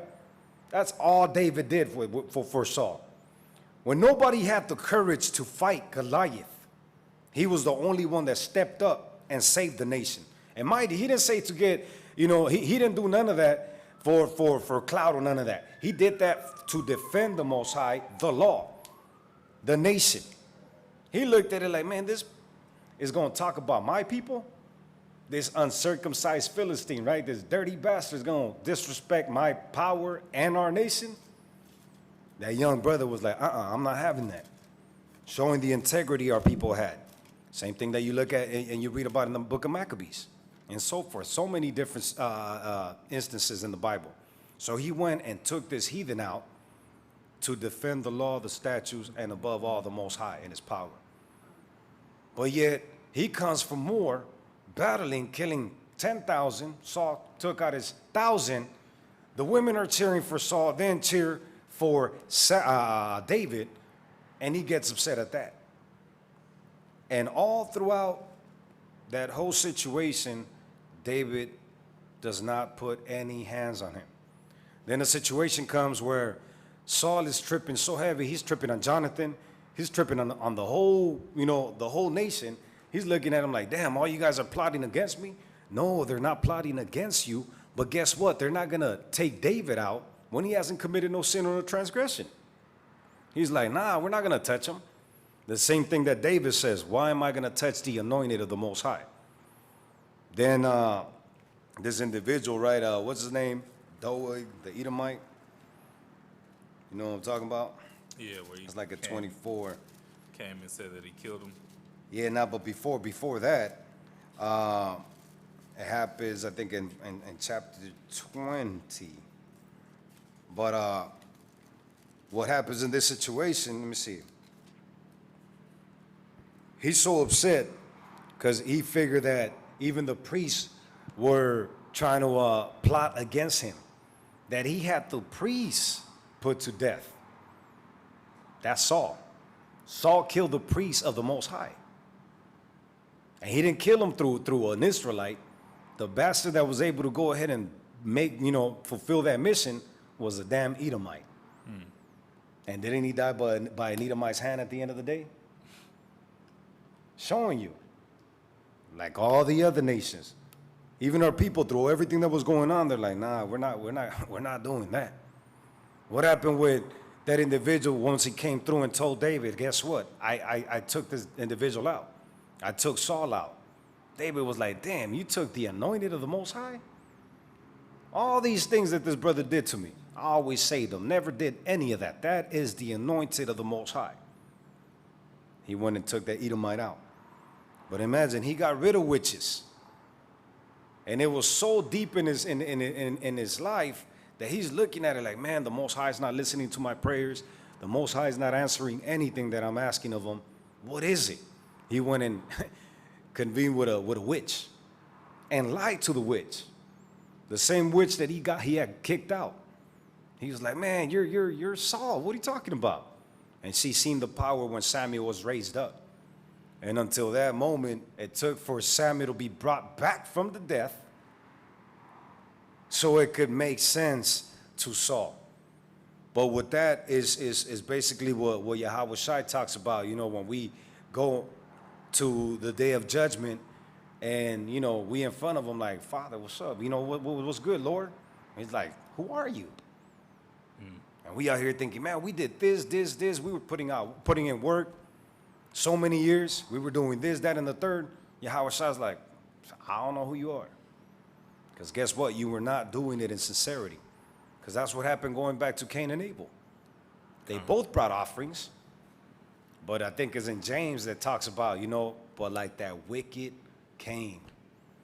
Because it wasn't even in his heart to do that. The same spirit that Esau has. There's no spirit of the Most High in Esau, man.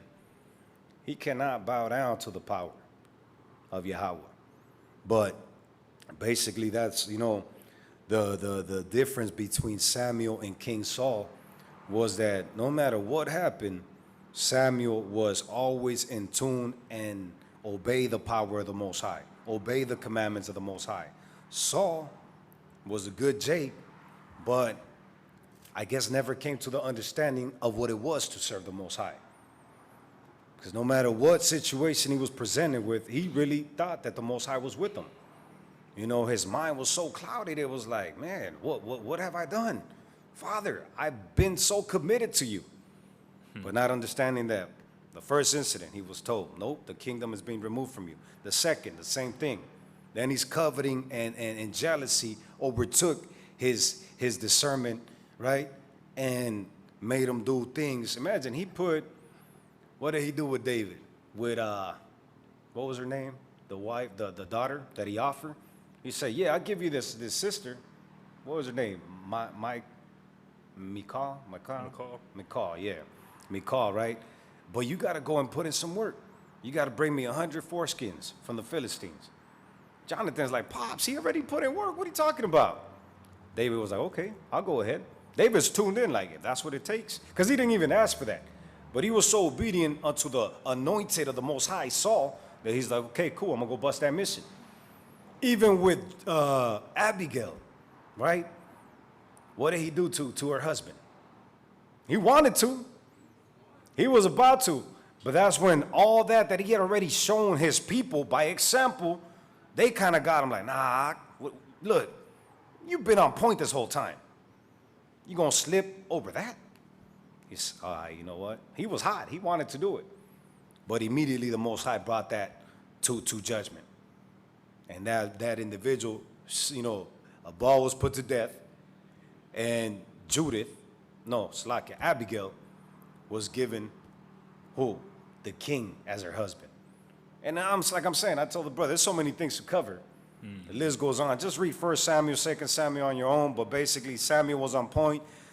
King Saul never came to the understanding of what it really is to serve the Most High. Lord forbid that's any of us. So, you know, with that, Israel, I pray that, you know, we stay in tune, we stay focused, and we really search out these scriptures to be able to endure until the end. With that, we say shalom until the next time.